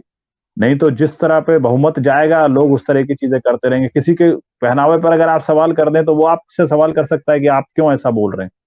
तो पहनावा क्योंकि व्यक्तिगत सोच से निकला हुआ है, तो ये सारी चीजों को हमको इस तरह से एड्रेस करने की जरूरत है और थोड़ा सा खुला दिमाग रखने की भी जरूरत है। बहुत सारी चीजें हम समझते हैं कि ये ठीक है, लेकिन वो दूसरे के लिए नहीं ठीक होती है, उसके पास भी 50 तर्क हैं कि नहीं भाई वेस्टर्न संस्कृति में भी हो सकता है 50 चीजें अच्छी हों, लेकिन हम ये मान के क्यों बैठे कि हमारी संस्कृति में सारी चीजें अच्छी, जबकि हम लोग अपने जीवन में तकरीबन बहुत सारी चीजें वेस्टर्न ही अपना रहे हैं। वो बिजली के बल्ब से लेकर और तमाम चीजों तक, पंखा, एसी, कूलर, ये जो टेक्नोलॉजी पे हम बात कर रहे हैं ये भी वेस्टर्न ही अपना रहे हैं। तो उसके बीच का एक तार बनाना होगा कि हमारा जो भारतीय संस्कृति है और वेस्टर्न संस्कृति के बीच में एक मेल बनाने की बहुत ज्यादा आवश्यकता है, जो कि मतलब एक जिसको कहते हैं सम्मिश्रण करने की आवश्यकता है, कि अपनी आवश्यकताओं के हिसाब से चीजों को देखें। जैसे मैं कई बार ये सोचता हूँ कि हम लोग तो मतलब एक तरह से हॉट गर्म प्रदेशों से आते हैं, तो हमारे कपड़े ऐसे क्यों होने चाहिए, लेकिन आयरनी है कि हम उसका हिस्सा हैं, हम उससे पूरे कंडीशनिंग का हिस्सा हैं कि बंधे हुए हैं हम लोग। हम नहीं पहन सकते धोती या कुर्ता पजामा, जो कि ज्यादा सही है हमारी जलवायु के हिसाब से। तो ऐसे मतलब मैं इनको देखता हूँ नरेश जी। धन्यवाद हिम्मत जी, आपने बहुत अच्छी तरह से समझाया और जिसके मन में भी इस तरह की कंफ्यूजन थी वो इससे हट जाएगी। अब हम एक अगले सवाल पर आ जाते हैं। ये वर्तमान समय में चाहे वो महिला हो या पुरुष अभिनेता, इनको आगे बढ़ने के लिए किन किन परिस्थितियों का सामना करना पड़ता है इस फील्ड में? बहुत ही अच्छा सवाल है और ये तो मतलब अपने व्यक्तिगत संघर्षों और दर्द से निकला हुआ सवाल है। ये जो भी फील्ड है कला से जुड़ा हुआ, वो आज नहीं, वो हमेशा ही चुनौतीपूर्ण काम रहा है, क्योंकि कला ऐसी है कि हमेशा समाज ने उसको अनुपयोगी या ये कहें कि सब्सिडरी एक्टिविटी की तरह देखा है कि ये नाचने गाने वाले आ गए। अगर हम अपने उत्तराखंड के हिसाब से इसको कहें तो शादी में जो बजाने वाले लोग हैं या वो लोग हैं वो सबसे आखिर में माने जाते हैं, या ये माना जाता है कि ये पर्टिकुलर जगह के लोग ही ये काम कर सकते हैं, बाकी लोग नहीं कर सकते, नहीं करना भी चाहिए उनको, ऐसा मानते रहे लोग। अब थोड़ा सा ये मिथक टूट रहे हैं। तो सबसे पहली बात तो हमारे काम को लेकर लोगों में उस तरह की चेतना नहीं है। वो ये नहीं समझते कि ये मुख्य धारा का काम है, वो ये समझते हैं कि ये एक तरह से मनोरंजन का काम है सिर्फ। और धीरे धीरे इसमें एक जिसको कहते हैं लोगों के विचारों में परिवर्तन हो रहा, अब सम्मान ज्यादा मिलता है। अब अगर मैं यहाँ पर बैठ के आपको इंटरव्यू दे रहा हूँ जिसके बारे में 5 बार हमारी चर्चा हुई कि आप करते तब करते, तो ये मेरे लिए सम्मान, एक कलाकार के लिए सम्मान है कि मुझसे आप ये जानना चाह रहे हैं कि इन विषयों पर आपकी क्या राय है। लेकिन जो आप चुनौतियों की बात कर रहे हैं, वो चुनौतियां भी हमारे साथ लगातार हैं। जब कोविड का ये सब चला तो सबसे ज्यादा इफेक्टेड कलाकार ही हुआ, मजदूरों से भी ज्यादा हम लोग इफेक्टेड हुए। कला के बारे में, कलाकार के बारे में ना तो किसी सरकार ने कुछ सोचा ना किया, ना किसी संस्था ने कुछ सोचा ना किया, ना किसी व्यक्ति ने इनिशिएट करके कुछ सोचा या किया। आप जरा सोच के देखिए कि कला के तो सारे कार्यक्रम पूरे के पूरे 100% बंद रहे। और दूसरी बात है, क्योंकि हम लोग वेतनभोगी लोग नहीं है, कोई भी कलाकार, उसको सैलरी नहीं मिल रही है, तो सैलरी भी नहीं मिल रही है, काम भी उसका नहीं चल रहा है और कार्यक्रम आप कर नहीं सकते, कला की कोई नीति नहीं है, तो उसके पास वो सारी की सारी चुनौतियां हैं, पहली बात। दूसरी बात पे मैं ऐसे आता हूं कि कोई भी कलाकार है, वो अभिनेता खास तौर पर, अभिनेता के लिए इसलिए भी बहुत ज्यादा द्वंद्व है कि भाई उसने मान लिया कि एक काम अच्छा ढूंढ लिया, मिल गया उसको, एक फिल्म मिल गई, एक सीरियल मिल गया, एक अच्छा नाटक मिल गया, एक वर्कशॉप मिल गई, उसने उसको सक्सेसफुली कर दिया, बहुत बढ़िया। अब उसके बाद अगला काम ढूंढना पड़ेगा उसको, और अगला काम मिलेगा नहीं मिलेगा और अच्छा मिलेगा, ये सारी चीजें वक्त पर निर्धारित होती हैं। मतलब इस पर कलाकार कुछ नहीं कर सकता कि मुझे इसके बाद ये मिलेगा ही। तो जो चुनौतियां उसकी आर्थिक हैं वो तो है ही है। दूसरी चुनौतियां सामाजिक हैं। सामाजिक कैसे हैं कि जैसे हम लोग कई बार अपने कामों में बिजी होते हैं तो समाज को उतना समय नहीं दे पाते, तो लोगों को लगता है ये शादियों में नहीं आते, ब्याहों में नहीं आते, लोगों के कामों में सहायता नहीं करते। अब भाई जब मान लिया 3 बजे से 6 बजे तक मेरी रिहर्सल है और 3 से 6 बजे के घर में के टाइम पर ही किसी के घर में कोई कार्यक्रम होता है, तो मेरे लिए रिहर्सल सबसे ज्यादा जरूरी है, क्योंकि वहां 25 लोग मेरे साथ और जुड़े हुए, मैं नहीं जा सकता 3 से 6 के उसमें। तो ये सामाजिक रूप से भी लोगों को लगता है कि पता नहीं क्या करता रहता है, हमारे पास तो आता ही नहीं, है ना। तो उसके अलावा अब क्योंकि हमारे पास आय के साधन और दूसरे कामों के साधन बहुत सीमित हैं, तो ये चुनौतियां भी हमको लगातार लगातार मांझनी पड़ती होंगी। और प्रोफेशनली भी जिस तरह की तैयारी की आप बात कर रहे थे, तैयारी के स्ट्रक्चर भी हर समय पर बदलते चले जाते हैं। अब मान लीजिए कि आज जिस तरह का अभिनय होता है, हो सकता है 10 साल बाद उस तरह के अभिनय या उस तरह की टेक्निक बदल जाए, तो आपको नए तरीके से अपने आप को तैयार करना हो। तो चुनौतियां कलाकार के लिए, चाहे वो महिला हो या पुरुष हो, हमेशा ही रही हैं, और इसमें महिलाओं के लिए तो और चुनौतियां रही हैं। भाई हमारे यहाँ अगर आप दिल्ली में देखें तो महिला कलाकारों का मिलना बहुत मुश्किल, मतलब अगर 100 अगर पुरुष कलाकार हैं तो मुश्किल से 30 कलाकार महिला होंगी, और महिला कलाकारों की भी अपनी चुनौतियां हैं। रात के समय ज्यादा देर तक वो रिहर्सल नहीं कर पाती, और जिस तरह से असुरक्षा का माहौल पूरे देश में और दिल्ली में ज्यादा है, तो हम लोगों को भी लगता है कि उनको छोड़ना चाहिए, तो उनके लिए और चुनौतियां हो जाती हैं। और जिस तरह का हमारा सोशियोलॉजिकल स्ट्रक्चर है, तो महिलाओं को फिर शादियां वगैरह भी जल्दी करनी होती हैं, तो उनको अपने घर भी जल्दी जल्दी जल्दी बसाने होते हैं। फिर ये जो काम है इसके प्रति वो भी स्वीकार्यता लोगों के अंदर नहीं है। जब काम दिखने लगता है, लोग स्क्रीन पर दिखते हैं, तब लोग सम्मान करते हैं, लेकिन जो थिएटर में काम कर रहा हो उनके बारे में आपको पता ही नहीं। अब कोई महिला अगर 8 बजे रिहर्सल करके घर लौट रही है, तो उसके पड़ोसी को नहीं पता होगा कि भाई थिएटर में क्या होता है, क्योंकि ना तो उसने जाके देखा ना उसको समझा। तो हजार तरह की ये जो चुनौतियां हैं, ये भी इस काम के साथ अंतर्निहित है, इंटरलिंक्ड है, वो लगातार उसको फेस करना पड़ता है। और ये सिर्फ मतलब हम जैसे संघर्ष कलाकारों के साथ नहीं है, जो विख्यात कलाकार है वो क्या करते होंगे। अभी आप, कई बार सोचता हूँ गोविंदा जी इस समय क्या करते होंगे। भाई गोविंदा जी की फिल्म नहीं आ रही तो इतने टाइम तक वो क्या करते होंगे। हो सकता है कुछ और उनके बिजनेस हो, कुछ और काम हो, लेकिन अभिनय के क्षेत्र में तो कुछ काम नहीं है। अमिताभ बच्चन साहब को एक टाइम पर यही समस्या का सामना करना पड़ गया, इतने बड़े कलाकार हो। तो ये चुनौतियां लगातार बनी हमारे साथ रहती है। हमारा जो फ्रेमवर्क रहता है आर्टिस्टों का, बिल्कुल अलग माइंड पर चलते हैं। कितनी बार मुझे इन्होंने कहा कि भाई इंटरव्यू दे दीजिए, मैंने 4 बार कहा कि अब कर लें, कल कर लें, तब कर लें, इस समय ये होता है, उस समय वो होता है, उस समय मेरी क्लास होती है। तो ये फ्रेम ऑफ माइंड भी हमारा एक अलग ही दिशा में चल रहा होता है। तो हमको समझने के लिए एक अलग तरह की चेतना लोगों में चाहिए, जो कुछ लोग समझते भी हैं, कुछ लोग नहीं भी समझते हैं। जब हम व्यक्तिगत रूप से बड़बड़ाते रहते हैं, कुछ ना कुछ बोलते रहते हैं, कुछ एक्सप्रेशन पे काम कर रहे होते हैं, कुछ नई चीज रिसर्च कर रहे होते हैं, कोई हमको सामने से देखेगा तो कहेगा तो पागल बड़बड़ाता है। उस दिन इरफान खान का एक सुन रहा था मैं, तो वो अपनी मिसेज के साथ कई बार जाते तो थे, तो अब तो खैर नहीं है इस दुनिया में। बहुत ही शानदार कलाकार थे इरफान खान साहब। तो वो रोड पर ही कुछ कुछ बड़बड़ा रहे होते, अपने जोन में रहते, लिफ्ट में भी कुछ कह रहे हैं, तो लोग उनको देखते थे कि अरे भाई क्या कर रहा है।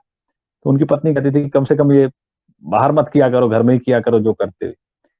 तो हमारे मानसिक, आर्थिक, सामाजिक, है ना, बहुत सारे पहलू चुनौतीपूर्ण हैं, लेकिन ये चुनौतियां हमने अपने लिए स्वीकार की हैं। हम चाहते हैं कि उन चुनौतियों में रहें, और चुनौतियों से जीत कर ही कुछ रचे। तो जो इन फील्ड में आना चाहता है उस धैर्य को भी समझे, और ये कोई लाइफ टाइम प्रोजेक्ट है, कोई ट्राई वाला प्रोजेक्ट नहीं। बहुत सारे लोगों को मैं देखता हूँ कि वो फोन करते हैं कि हम ट्राई करना चाहते हैं इसमें। ट्राई क्या है, कोई जैकपॉट थोड़ी है कि आप इसमें ट्राई करेंगे कि एक बार हो गया, एक बार हो भी जाएगा आपका, फिर क्या करेंगे आप अगली बार? जो एक बार हो गया वो भी आपको काटने को दौड़ेगा कि अरे भाई मैं एक बार किया था फिर उसके बाद कभी कुछ किया नहीं था। जिन लोगों ने आपको एक सीरियल, एक फिल्म देखा होगा, वही आपसे दूसरी बार पूछेंगे अगली फिल्म कब आ रही। तो अगर आपके अंदर निरंतरता और पूरी जिंदगी देने का इसमें मादा नहीं है, तो चाहे फिल्म हो, थिएटर हो, वॉइस ओवर हो, कोई भी फील्ड हो, आप प्लीज मत जाइए उसमें, क्योंकि आप अपना भी टाइम खराब करेंगे और गलत मैसेज भी फैलाएंगे कि यार इस फील्ड में कुछ नहीं होता, मैंने तो ट्राई कर लिया। तो आप 100% तरीके से आइए, तभी इसमें है। चुनौतियां दूसरे फील्डों से ज्यादा है, लेकिन सम्मान भी और प्यार भी और मजा भी ये दूसरे फील्डों से ज्यादा है।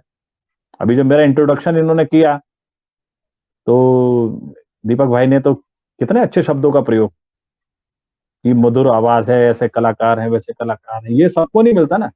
कोई मैथमेटिक्स का टीचर होता तो थोड़ी कह रहे थे कि बेहतरीन तरीके से पढ़ाते हैं, कितना अच्छे तरीके से ये एक्सप्लेन करते हैं, ये वो कहते ये तो हमारे साथ मैथ के टीचर हैं, आइए इनसे बात करते। तो हमारा जब इंट्रोडक्शन दिया तो 3-4 विशेषण लगा के दिया। दूसरे का इंट्रोडक्शन देते तो उनका बस एक पद नाम बताते हुए करते हैं कि जनरल सेक्रेटरी, फलाना सेक्रेटरी, ये सेक्रेटरी। तो हमारा काम का विस्तार बहुत ज्यादा है, हमारी आवाज की पहचान बहुत ज्यादा है। जिसने मुझे अभी तक देखा भी नहीं होगा, उसने मेरी आवाज सुनी होगी तो महसूस किया होगा कि ये कुछ हुआ। तो दोनों तरह की चीजें, लेकिन चुनौतियां इसमें बहुत हैं। इस फील्ड में लाइफ लॉन्ग चुनौतियां हैं, आर्थिक संघर्ष भी करने पड़ते हैं, लेकिन एक बार चीजें पटरी पे आती हैं तो फिर वो सारी चीजें सॉल्व भी हो जाती हैं। दुनिया का सबसे अच्छा प्रोफेशन पैसे के मामले में भी यही आर्ट का है। अब अक्षय कुमार जी कितने करोड़ों रुपए लेते होंगे एक फिल्म के लिए, लेकिन वो अक्षय कुमार उनको होने में कितना समय, कितना संघर्ष, कितना धैर्य, कितना कमिटमेंट लगा, ये भी हमको समझना चाहिए। जी नरेश जी, दीपक जी, बहुत बहुत धन्यवाद। अब मेरा हिम्मत जी एक लास्ट सवाल है जी। कि हमारा जो महाकाली मंदिर है, ये आपके हिसाब से बढ़िया प्रसिद्ध दर्शनीय स्थल कैसे बन सकता है, जिससे कि पूरे भारत में इसकी एक अलग पहचान हो? तो आप एक कलाकार हैं, आपने सब महसूस किया है हर चीज को, तो इसको भी बताएं कि कैसा बेहतर हो सकता है।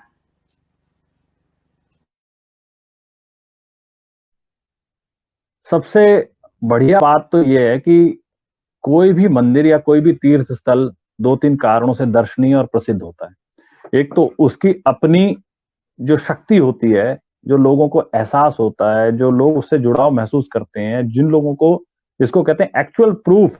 भाई हम लोग पूजा अर्चना इसलिए करते हैं ना कि हमारी कोई मनोकामना पूरी हुई होती है, या फिर हमें कुछ उससे लाभ मिला होता है, या लाभ भी नहीं मिला होता तो एक जुड़ाव हम महसूस करते हैं, उसको शब्दों में व्यक्त नहीं किया जा सकता।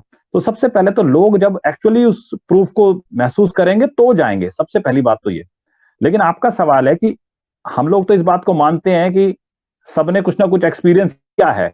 जब सबने कुछ ना कुछ एक्सपीरियंस किया तो वो एक्सपीरियंस दूसरे लोगों को भी मिलना चाहिए। यही आप कह रहे हैं कि दूसरे लोग भी आए, उसके बारे में जाने, और उधर वो जो जिसको कहते हैं शक्तिपीठ है, उसके बारे में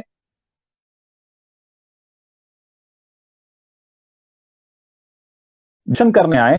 तो इसके लिए 2-3 चीजें बहुत जरूरी है। सबसे पहले तो आप जो ये काम कर रहे हैं अलग अलग माध्यमों से, जैसे कि आपने एक डॉक्यूमेंट्री भी बनाई, अब आप दूसरे लोगों को जोड़ रहे हैं, समाज के अलग अलग क्षेत्रों से आने जोड़। जैसे पिछले कई हफ्तों से मैंने देखा कि आपने डाइवर्स लोगों को इसमें बुलाया, राजनेताओं को भी बुलाया, आध्यात्मिक लोगों को भी बुलाया, खिलाड़ियों को भी बुलाया, कलाकारों को भी बुलाया, समाज सेवियों को भी बुलाया, ग्राम पंचायत के सदस्यों को भी बुलाया, आम लोगों को भी बुलाया। तो एक तो ये जो आप कर रहे हैं ये बहुत अच्छा कर रहे हैं, सबसे पहली बात। तो दूसरी बात कि जब तक यातायात का साधन नहीं होगा, यानी कि आना जाना थोड़ा सा सुगम नहीं होगा, किसी के लिए भी कहीं पर भी पहुंचना बड़ा मुश्किल है। तो मुझे नहीं पता कि अब किस तरह से चीजें हुई हैं, आपने ही बताया कि थोड़ा सा सुधर गया है, मतलब यातायात की व्यवस्था, क्योंकि पहाड़ी क्षेत्रों में हम लोग रहते हैं। तो यातायात की व्यवस्था जब सुधर जाएगी तो बहुत सारी चीजें अच्छी होती चली जाएंगी। दूसरी बातें हैं कि भाई आप लोगों को अलग अलग माध्यमों से उस पीठ के बारे में बताते रहिए, जैसे छोटे छोटे वीडियोज हो गए, छोटी छोटी बातें हो गई, पर्सनल कन्वर्सेशन भी कर सकते हैं, ये सेमिनार वेबिनार जो आप कर रहे हैं ये भी कर सकते हैं। साथ ही उसको एक पर्यटक स्थल के रूप में विकसित करने के लिए वहां पर और भी चीजें करने की आवश्यकता है। सपोज कि अगर कोई वहां पर 10 दिन के लिए आना चाहे कि भाई हम कालिंका मंदिर का दर्शन भी करेंगे और उस एरिया को महसूस भी करें, उस भाई मंदिर है तो मंदिर के आसपास का एरिया भी तो खूबसूरत होगा ना, वहां भी तो कुछ शक्ति होगी, वहां भी तो कुछ एक प्रभाव होगा। अब वहां पर सिर्फ दर्शन क्यों करने कोई जाए, वहां पर रहने भी जाए 10 दिन 5 दिन, वहां पर उस पूरे के पूरे वातावरण को महसूस करे। तो क्या हमारे पास वहां पर ऐसी व्यवस्था है कि अगर विदेशी या भारतीय पर्यटक वहां पर आके रहना चाहे 4-5 दिन के लिए, तो किस तरह के होटल या गेस्ट हाउसेस वहां हैं क्या, या खाने पीने की जो चीजें हैं वो वहां पर हैं क्या, इस तरह की दूसरी चीजें, और जो जो दैनंदिनी में बहुत जरूरी है, देरी रोजमर्रा की चीजें जरूरी है, उस तरह की चीजें वहां पर हो गई हैं क्या, ये बहुत ही ज्यादा जरूरी है। लोग जरूर जाएंगे, लोग जरूर उस चीज को महसूस करना चाहेंगे, और उत्तराखंड तो इतनी खूबसूरत जगह है कि लोग अब पहाड़ों की तरफ मूव करना चाह रहे हैं, दिल्ली मुंबई और इस तरह के शहरों में। कल ही मेरी बात हो रही थी हमारे दीपक भाई से, तो मैंने कहा था कि हमारे यहाँ उत्तराखंड में इतना अच्छा प्राकृतिक ऑक्सीजन मिल रहा है, हम यहाँ पर कार्बन मोनोऑक्साइड में रहते हैं दिल्ली में, तो वो ये बड़ा दुर्भाग्य है हमारा कि हम वहां से यहाँ किन्हीं भी कारणों से यहाँ पर।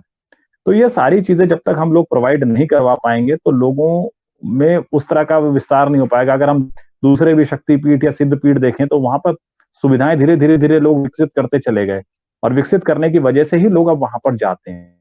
दूसरा ये तो मैं सुनिश्चित हूँ कि हमारे यहाँ लोगों का व्यवहार बहुत अच्छा होता है, बहुत ही जेन्युइन लोग होते हैं, ऐसा कभी मैंने नहीं देखा कि किसी ने किसी को कोई सताया हो।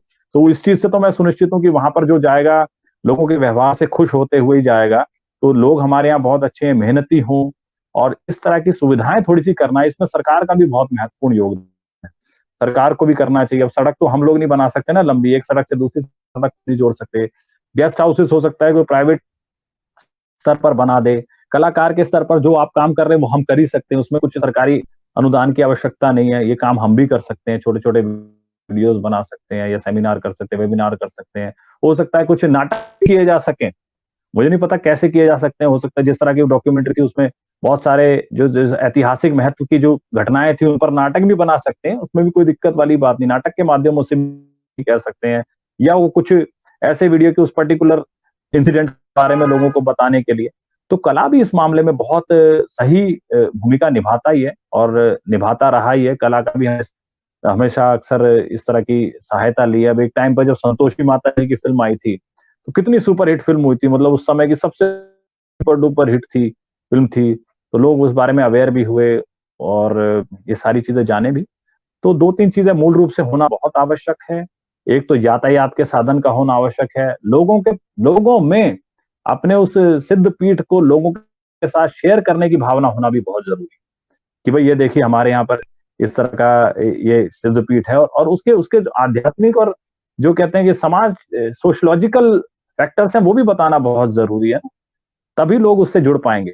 और ये जो तीसरी चीज मैंने बताई कि दूसरे साधन, एक तो यातायात के साधन हो गए, भाई अब मान लिया कि कोई वहां पे इंटरनेट की कनेक्टिविटी नहीं है, अब कोई काम भी करता है बिजनेस भी करता है, अब इंटरनेट ही उसको नहीं मिलेगा तो वो स्टे ही नहीं कर पाएगा, वो जल्दी से जल्दी वहां से निकलना चाहे। तो ये सारी सुविधाएं भी होना बहुत आवश्यक है, और ये सारी चीजें अकेला कोई नहीं कर सकता। आप लोग तो अपने स्तर पर बहुत अच्छा कर रहे हैं, अब प्रशासनिक लोग इसको कैसे देखते हैं, राजनेता कैसे देखते हैं, या वहां के स्थानीय लोग कैसे देखते हैं, क्या वहां के स्थानीय लोग इस बात के लिए तैयार हैं कि यहाँ पर देश विदेश के पर्यटक आए?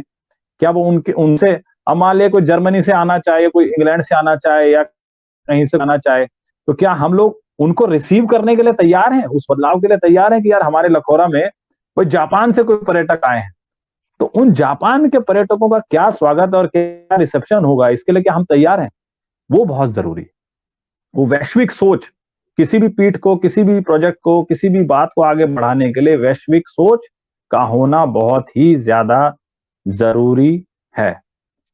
तो ये सारी चीजें अगर होंगी तो मुझे लगता है बहुत प्रचार प्रसार और बहुत ही इसको प्रसिद्धि भी मिल सकती है मंदिर को भी, और सारी चीजें होंगी। बाकी तो माँ का आशीर्वाद रहता है तो सारी चीजें अपने आप होती चली जाती हैं। और मैंने ये भी हमेशा महसूस किया, जहां पर श्रद्धा और विश्वास है किसी चीज के भी प्रति, श्रद्धा अगर विश्वास सही दिशा में है तो उसके प्रचार प्रसार को फिर किसी और चीज की जरूरत नहीं, वो अपनी गति पकड़ता चले जाता है।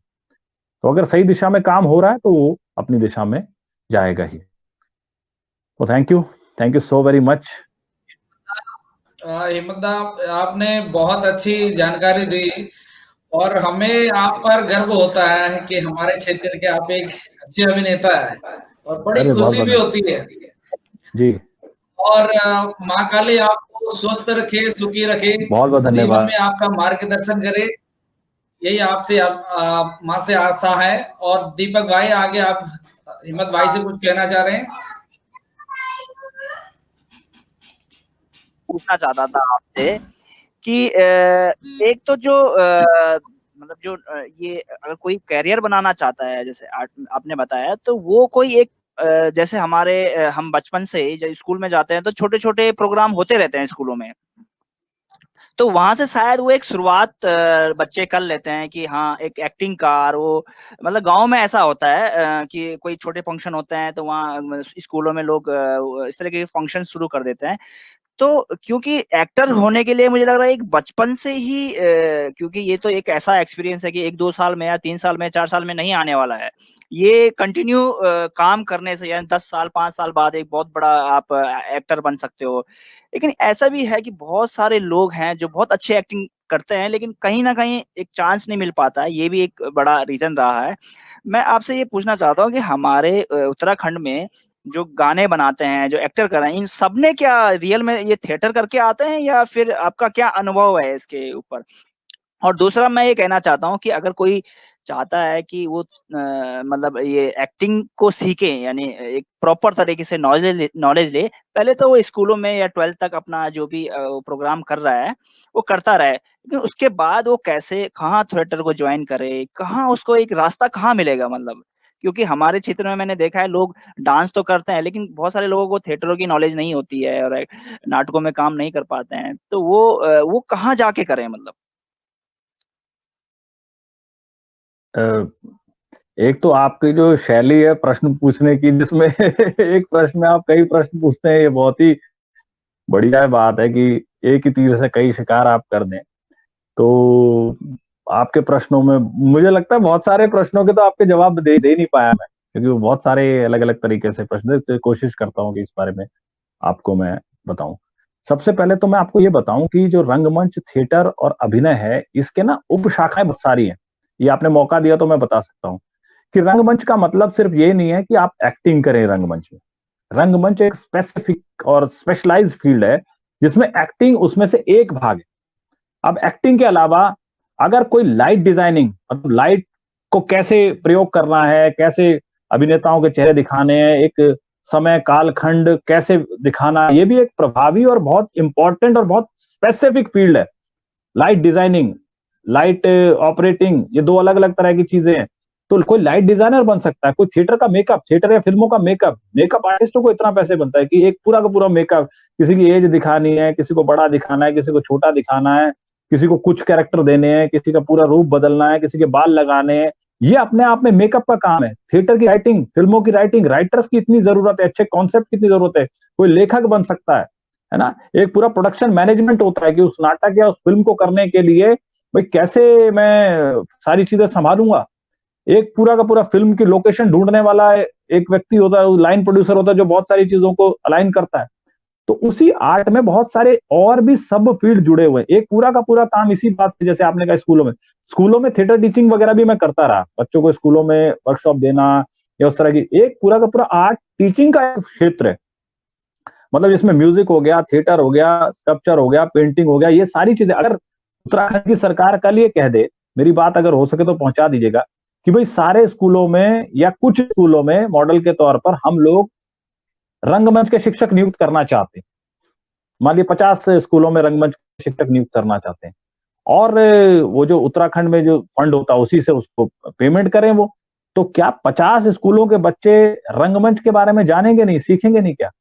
तो वो भी एक पूरा का पूरा फील्ड है, मतलब रंगमंच सिखाना, कला सिखाना, कला शिक्षण का अपने आप में बहुत बड़ा क्षेत्र है। तो पहली बात तो ये रही कि रंगमंच को सिर्फ आप अभिनय तक सीमित मत कीजिए, उसके जो दूसरे भाग हैं उन पर भी जाइए। जैसे डबिंग हो गई, है ना, डबिंग के अलावा ये जो मैं वॉइस ओवर कर रहा हूँ ये हो गई। उसके अलावा एंकरिंग, मान लिया आपको प्रोग्राम में एंकरिंग करना चाहते हैं, आरजेइंग हो गया।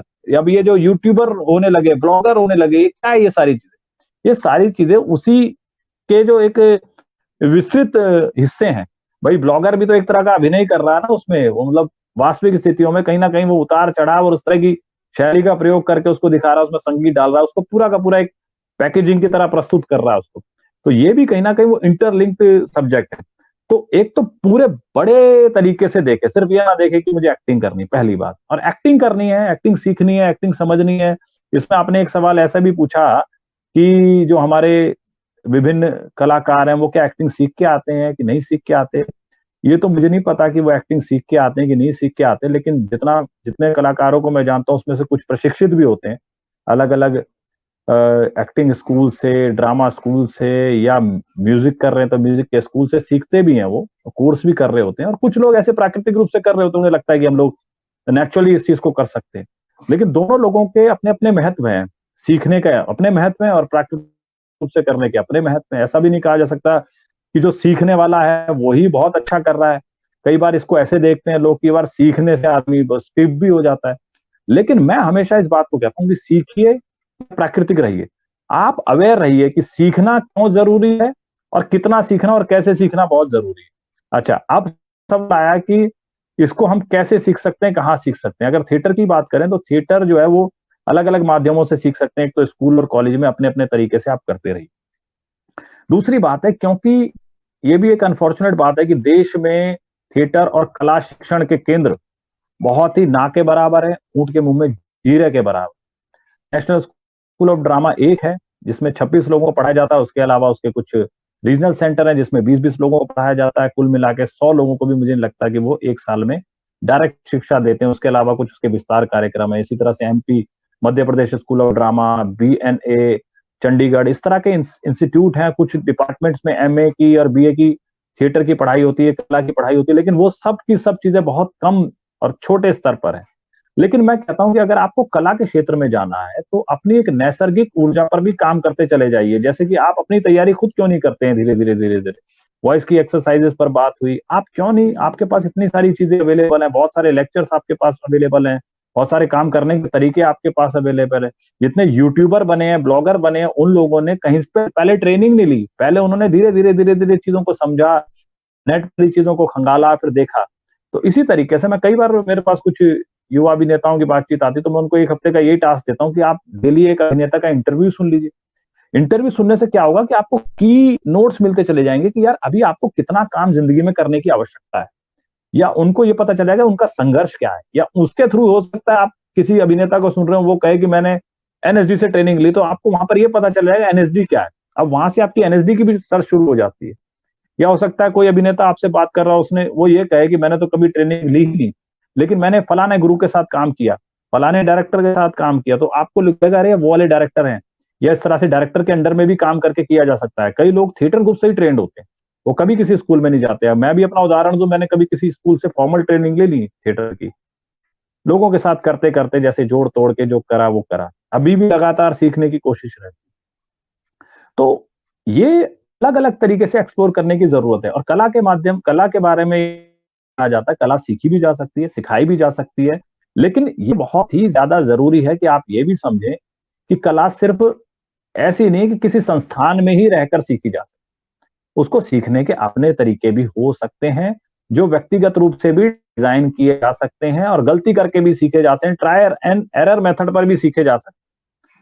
तो मेरा हो सकता है जवाब कई लोगों को बड़ा कंफ्यूजिंग लग रहा होगा, लेकिन इसको थोड़ा सा अलग तरीके से देखने की जरूरत है। क्योंकि अगर आप एक ही शिक्षण पद्धति से आए, एक ही ट्रेनिंग मेथड से आए, तो जाहिर सी बात है आपका काम भी फिर वैसा ही दिखेगा ना, एक ही तरीके का। तो अपने लिए अपनी ट्रेनिंग भी डेवलप करने की आवश्यकता है और काम करते रहना, मतलब थिएटर में काम करना ही अपने आप में ट्रेनिंग है। अगर आप लगातार किसी ग्रुप के साथ जुड़कर काम कर रहे हैं, स्कूल में भी अगर आप बाल सभा में डेली हर 3 महीने में एक नाटक कर रहे हैं, तो 50 चीजें आपको वहां से मिल जाएगी, ऑडियंस आपको बड़े अच्छे रिव्यू दे पाएगी, फिर आपकी जर्नी आपको खींचना कहीं कहीं ले जाएगी। अब थिएटर में लोग पीएचडी भी करते हैं। तो नैसर्गिकता को भी प्लीज मत मारिएगा। हमारी सबसे बड़ी शक्ति नैसर्गिकता है, हमारी नेचुरल रिदम है। उस नेचुरल रिदम को कई बार नुकसान भी पहुंचता है ट्रेनिंग से, क्योंकि कई बार मैंने देखा लोग बड़े एक तरह से ट्रेंड होकर ऐसे हो जाते हैं कि जैसे आप इसकी अगर योगा की भाषा में समझे तो पूरे के पूरे उनके मसल्स जो है स्टिफ हो जाते हैं। और कला में थोड़ी सी फ्लेक्सिबिलिटी की बहुत आवश्यकता है ना। तो अलग अलग तरीके से देखने की आवश्यकता है, लेकिन ये जरूर है कि ट्रेनिंग होना बहुत जरूरी। ट्रेनिंग का मेथड क्या होगा, ये अलग अलग लोगों पर अलग अलग तरीके से हम लोग अप्लाई करवा सकते हैं। कुछ लोग सेट पर ही सीखते हैं ना, जिनकी आप बात कर रहे थे मैं इसीलिए वो लोग इतने पॉपुलर हैं कि उन्होंने बहुत ज्यादा ट्रेनिंग नहीं की। जाहिर सी बात है, अगर ट्रेनिंग कर लेते तो बहुत सारी टेक्निकल चीजों में उलझे रहते। उनका जो बेलॉसपन है, जो उनकी नॉन ट्रेनिंग है, वही उनकी खासियत है। अभी किसी ब्लॉगर को ट्रेनिंग दे दो आपकी, भाई इतना बोलना, ऐसे बोलना होता है, ऐसे बोलना होता है, लोग नहीं पसंद करेंगे उसको। लोगों को लगेगा बड़ा सिस्टमैटिक बोलता है, दिल से नहीं बोलता ये इम्पल्सिव कलाकार नहीं है। तो ट्रेनिंग किस तरह की करनी, ये भी बहुत जरूरी। मैं ट्रेनिंग के खिलाफ नहीं हूं, लेकिन ट्रेनिंग के पूरे 100% उस तरह से भी पक्ष में नहीं हूं कि एक ही तरीके से चीजों को सीखा जाए, देखा जाए, समझा जाए। प्रकृति अपने आप में एक ट्रेनिंग इंस्टीट्यूट है ना। तो आई होप कि इस वाले उसमें बहुत सारे सवालों का आपका जवाब मिला होगा, है ना। जी जी, जी, जी। बहुत बहुत सुंदर तरीके से आपने बताया, बहुत तरीके से आपने वर्णन किया हर चीज़ का, और मुझे लगता है कि हमारे जो भी दर्शक हैं, उन लोगों को बहुत अच्छे तरीके से समझ आएगा। आज हमारा भी प्रयास यही है कि लोग हमारे यहाँ पे जितने भी लोकल के क्षेत्र के लोग हैं, लोग इस क्षेत्र में जाएँ, लोग थिएटर में जाएँ, क्योंकि मैंने सुना है कि कई बॉलीवुड में भी ऐसे लोग हैं जो थिएटर से ही गए हैं वहाँ पे। तो सर मेरा आपसे सर लास्ट क्वेश्चन है एक, कि मैंने कुछ दिन पहले सुना था कि आप बच्चों के लिए भी कुछ कर रहे हैं, कि बच्चों के लिए कुछ ट्रेनिंग टाइप का। एक तो मैं चाहता हूँ कि उसके बारे में हम सभी दर्शक जानना चाहते हैं कि वो किस तरीके का है। और दूसरा मैं सर दूसरा थोड़ा मेरा डिफरेंट सवाल है कि हमारे गढ़वाल में जैसे भोजपुरी फ़िल्में, अन्य फ़िल्में लगती हैं दिल्ली में, लेकिन गढ़वाली फ़िल्म एक बार चक्कर-चाल लगी थी, उसके बाद कम हो गया है ये। इसके पीछे एक क्या रीज़न रहा है? मैंने सुना है कि 52 लाख गढ़वाली है दिल्ली में, उत्तराखंडी मैं कह सकता हूँ, गढ़वाली नहीं कहूँगा, उत्तराखंडी कहूँगा, 52 लाख। मतलब ये पूरा प्रॉपर आंकड़ा तो नहीं है, लेकिन इतने हैं। इतने सारा बड़ा समूह होने के बाद भी हमारा एक भी कोई बड़ा थिएटर नहीं है, या ऐसा क्या रीज़न रहा है इसके पीछे? दो सवाल आपने पूछे, ये बहुत इसको इनको तो मैं जरूर एड्रेस करना चाहूंगा। सबसे पहली बात तो उत्तराखंड के ना, मैं इन्हीं दिनों जब मैं लॉकडाउन में रहा तो बहुत सारे प्रसिद्ध कलाकारों को मैं जान पाया, और अलग अलग क्षेत्रों में काम करने वाले उत्तराखंड के कलाकार, आपको पता भी नहीं होगा इतने एक्टर्स उत्तराखंड से जुड़े हुए मुंबई में और दिल्ली में काम करते हैं। अब उस दिन मैं देख रहा था कपिल शर्मा शो के जो डायरेक्टर हैं वो उत्तराखंड के ही हैं वो। और इसी तरह से डाइवर्स फील्ड में काम करने लोग उत्तराखंड के हैं। भाई कहीं ना कहीं तो वो आए होंगे ना, किसी किसी पैटर्न से आए होंगे। कोई देहरादून का है, कोई जोशीमठ का है, कोई कोई पिथौरागढ़ के हैं, अलग अलग क्षेत्रों से, छोटी जगहों से, थोड़ा सा शहरों से, उत्तराखंड के इलाकों से आए हैं, पहली बात। दूसरी बात, ये जो रंगमंच का जो ये बाल रंगमंच वाला स्वरूप है, इस पर जो आपने सवाल पूछा, जैसे बच्चों के डॉक्टर अलग होते हैं, बच्चों के स्कूल अलग होते हैं, बच्चों के और चीजें अलग होती है, इस तरह से बच्चों का थिएटर भी एक अलग तरह से स्पेसिफिक फील्ड है जो बच्चों के लिए किया जाता है। वो भी उसमें अलग तरह की ट्रेनिंग और अलग तरह की बच्चों के बाल मन और बाल सुलभता को जानकर किया जाता है। तो पिछले कई सालों से बच्चों के साथ तो मैं काम करता ही रहा, नेशनल स्कूल ऑफ ड्रामा की टीआई कंपनी के साथ भी, थिएटर एंड एजुकेशन कंपनी जो कि बच्चों के लिए काम करती है, उनके साथ भी जुड़ा रहा। यहाँ दिल्ली में साहित्य कला परिषद है, हिंदी एकेडमी है, एनडीएमसी जैसी संस्था है, वो भी बच्चों की वर्कशॉप करती है, उनके लिए भी करता रहा, स्कूलों में भी काम करता रहा। और अभी जब लॉकडाउन हुआ तो हमने ऑनलाइन थिएटर वर्कशॉप बच्चों के लिए, मतलब ऑनलाइन लाइव वर्कशॉप हम लोगों ने बच्चों के लिए की, और बच्चों को उसमें रंगमंच के विभिन्न आयाम बताए या उनको एक्सप्लोर करने का उसमें एक मौका दिया, उनके साथ हम लोगों ने भी लर्निंग की। तो ये भी एक चिल्ड्रन थिएटर का एक प्रारूप है जो बच्चे सीख सकते हैं। और बच्चे, जो आपने पहली बात कही थी कि बच्चों को ही संस्कारित करना जरूरी है, बच्चों को संस्कारित कर देंगे तो वो सही दिशा में जाएंगे। नहीं तो होता क्या है, आज जितने भी मैं युवा लोगों से बात करता हूं, वो इसलिए थिएटर या फिल्मों में आना चाहते हैं कि वो किसी पर्टिकुलर स्टार से प्रभावित है, यानी कि उनको लगता है यहाँ पर स्टारडम और ग्लैमर ज्यादा है, उसके पीछे का मेहनत क्या है वो उसको पता ही नहीं है। और मेहनत कैसे पता चलेगी, जब वो वर्कशॉप लेगा तो उसको पता चलेगी कि 5 घंटे वर्कशॉप में हम लोग करते क्या है, क्या सिर्फ नाच गाना ही करते हैं या कुछ इंटेंस काम भी करते हैं। तो जब बच्चा इस चीज से अवगत होगा कि 5-5 घंटे तो वर्कशॉप करनी पड़ती है, 10-10 घंटे तो काम करना पड़ता है, उसके बाद ये आउटपुट निकलता है, तो उसकी चेतना में एक अलग तरह की चीज जाएगी। जिस तरफ नरेश भाई इशारा कर रहे थे कि भाई थिएटर की वर्कशॉप में सिर्फ एक्टिंग ही नहीं होती, बच्चे को यह भी सिखाया है, समझाया जाता है कि भाई जो तुम निर्णय ले रहे हो अपनी लाइफ के प्रति वो कैसे होते हैं। एक्टिंग का बहुत कम कराते हैं हम लोग बच्चों की वर्कशॉप में, हम उन्हीं पर सवाल करते हैं, उन्हीं चीजों को पूछते हैं। जैसे अभी अगर मान लीजिए इसी विषय पर बात करनी होती है कि भाई हिंसक फिल्में दिखाई जानी चाहिए कि नहीं, उस पर ओपन डिस्कशन करते हैं, बच्चों से सवाल करते हैं, तो बच्चे उस पर जवाब देते हैं। बच्चों को लगता है अरे हाँ यार हम देखते तो हैं ये सीरीज, लेकिन ये जो देख रहे हैं क्या सही कर रहे हैं क्या। तो उनका पूरा परिप्रेक्ष्य खुलता है, उनको ये समझ आता है कि जो थिएटर है वो सिर्फ एक्टिंग ही नहीं है, थिएटर में और भी एरियाज हैं। आजकल तो थिएटर की थेरेपी शुरू हो गई, आर्ट थेरेपी, मतलब कई रोगों का इलाज। नरेश भाई तो इससे चिकित्सा पद्धति और योग से जुड़े हुए, कई रोगों का इलाज थिएटर और म्यूजिक से किया जा रहा है। अब परसों एक सेमिनार में अटेंड कर रहा था, उसमें रागों से कि रागों का प्रयोग करके कौन कौन सी बीमारी और कौन कौन से अंगों को प्रभावित किया जा सकता है रागों का प्रयोग करने से, उसकी वाइब्रेशन से। तो ये विस्तृत फील्ड है। अभी जैसे आपने बोला तो मुझे ये भी ध्यान आया कि हो सकता है कोई हमारा उत्तराखंड का व्यक्ति थिएटर थेरेपी में काम करे, कि थिएटर कैसे अलग अलग बीमारी और अलग अलग मानसिक समस्याओं से निपटने के लिए यूजफुल है। तो ये एक बहुत बड़ा क्षेत्र है, इस पर भी काम करने की आवश्यकता है ना। अब आता हूं आपके दूसरे सवाल पर कि आपने जो ये कहा, आपने जो, आवाज आ रही है ना मेरी आपको? हेलो जी आ रही है। जी जी। अब आपने दूसरी बात कही कि दूसरी स्थानीय भाषाओं की फिल्में या रंगमंच या कला इतनी पॉपुलर है और हमारी उत्तराखंड की फिल्में और कला इतनी पॉपुलर क्यों नहीं। हो सकता है मेरा ये जवाब कुछ लोगों को ठीक ना भी लगे, ठीक ना इस तरीके से लगे। भाई कोई भी चीज, कोई भी कला वहां के स्थानीय लोग ही आगे बढ़ाते हैं। अब जब आपने फिल्म की बात की चक्रचाल, अभी भी कोई फिल्म लगी थी जिसमें हेमंत पांडे जी वगैरह थे, कुछ एक फिल्म आई थी, भाई कितने लोग उत्तराखंड के उसको देखने गए, भाई कितने लोगों ने उसको सपोर्ट किया। यूट्यूब पे वीडियो देखना एक अलग चीज है, यूट्यूब पर वीडियो आप हो सकता है कि आप अपने डाटे के हिसाब से उसको देख लें, लेकिन जो प्रयास कलाकारों ने बड़ी मेहनत के साथ किया है, अब जो 7 लाख आप बता रहे हैं कि दिल्ली में, पता नहीं शायद इतने हैं कि नहीं, लेकिन उत्तराखंड, दिल्ली और विभिन्न क्षेत्रों में मिलकर तो इतने लोग होंगे ही ना। तो वो अलग अलग माध्यमों से अगर उन फिल्मों को देख लेते, या जिस हॉल में वो फिल्म लगी थी उसी हॉल में जाके उसको सारे 10-5 शोज के हाउसफुल कर देते, तो भी एक बहुत बड़ी बात होती कि भाई मजा आ गया लोगों, और उससे उत्साहवर्धन होता ना फिल्म इंडस्ट्री का, क्योंकि फिल्म जो है वो एक व्यवसायिक माध्यम है, वो इस बात पर बिल्कुल आश्रित होती है कि भाई हमें लोग किस तरीके से देख रहे हैं। तो अपनी संस्कृति को आगे बढ़ाने के लिए हम लोगों का जो अप्रत्यक्ष योगदान है वो ये होता है कि उन फिल्मों को लगातार जाके देखते, उन फिल्मों को देखने के साथ साथ उनको सराहते, उनका प्रचार करते, खुद भी देखते, अपने दोस्तों को भी ले जाते कि आइए जरा आपको भी अपनी गढ़वाली संस्कृति से हम परिचित कराएं। और यही कारण दूसरी जो जिसको कहते हैं कि दूसरी भाषा के रीजनल लोगों ने उसको हमेशा से संजो के रखा। थिएटर के बारे में भी यही बात कहते हैं हम लोग कि बंगाल में और महाराष्ट्र में थिएटर लोग बहुत बचपन से देखते आ रहे हैं और उनके उनके खून का हिस्सा है, वो उनकी परंपरा का हिस्सा है। और हम लोग दिल्ली में अभी जानते भी नहीं कि थिएटर एक्चुअली होता क्या है।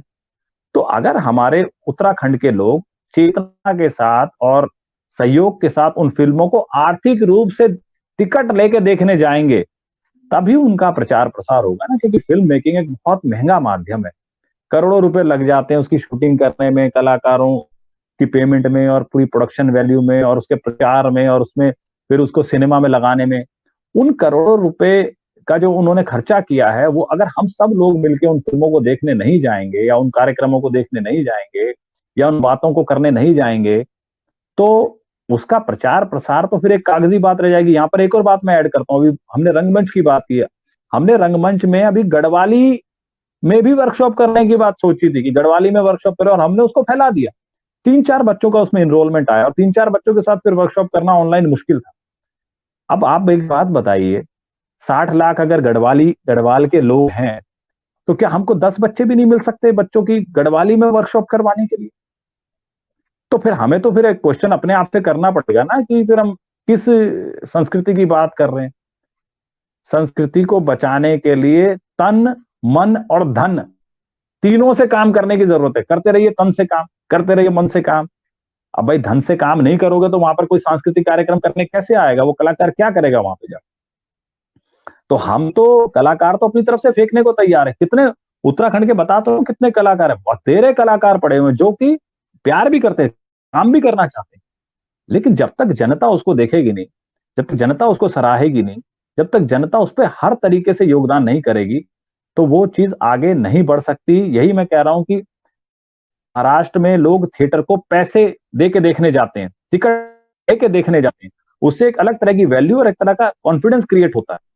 वो अगर हमारे उत्तराखंड के लोग भी इस बात को समझें और कलाकारों को हर तरीके से सराहें, सपोर्ट करें, तो हमारे इतना रिच कल्चर है। अब आप देखते नहीं यूट्यूब पर किस तरह से जब हम अपने गाँव को दिखाते हैं, कोई बंदा अगर कैमरा लेके सिर्फ गाँव के बारे में दिखा रहा, कल्चर को दिखा रहा, तो लोग उसको कितना देखते हैं। इसका मतलब मूल रूप से तो शक्ति हमारे पास है, लोकेशन हमारे पास है, कलाकार हमारे पास, एक से बढ़कर एक संगीतज्ञ हमारे पास, लेकिन उनको सपोर्ट तो चाहिए ना। सपोर्ट हर तरीके से चाहिए, उसको भी अपना घर चलाना है भाई, उसको कहां से कॉन्फिडेंस मिलेगा कि वो इस तरह का काम करे। आजकल पूंजीवादी युग है, हर चीज के लिए पैसे लग रहे हैं, तो उसमें उस तरीके से उसको सराहे जाने की जरूरत है।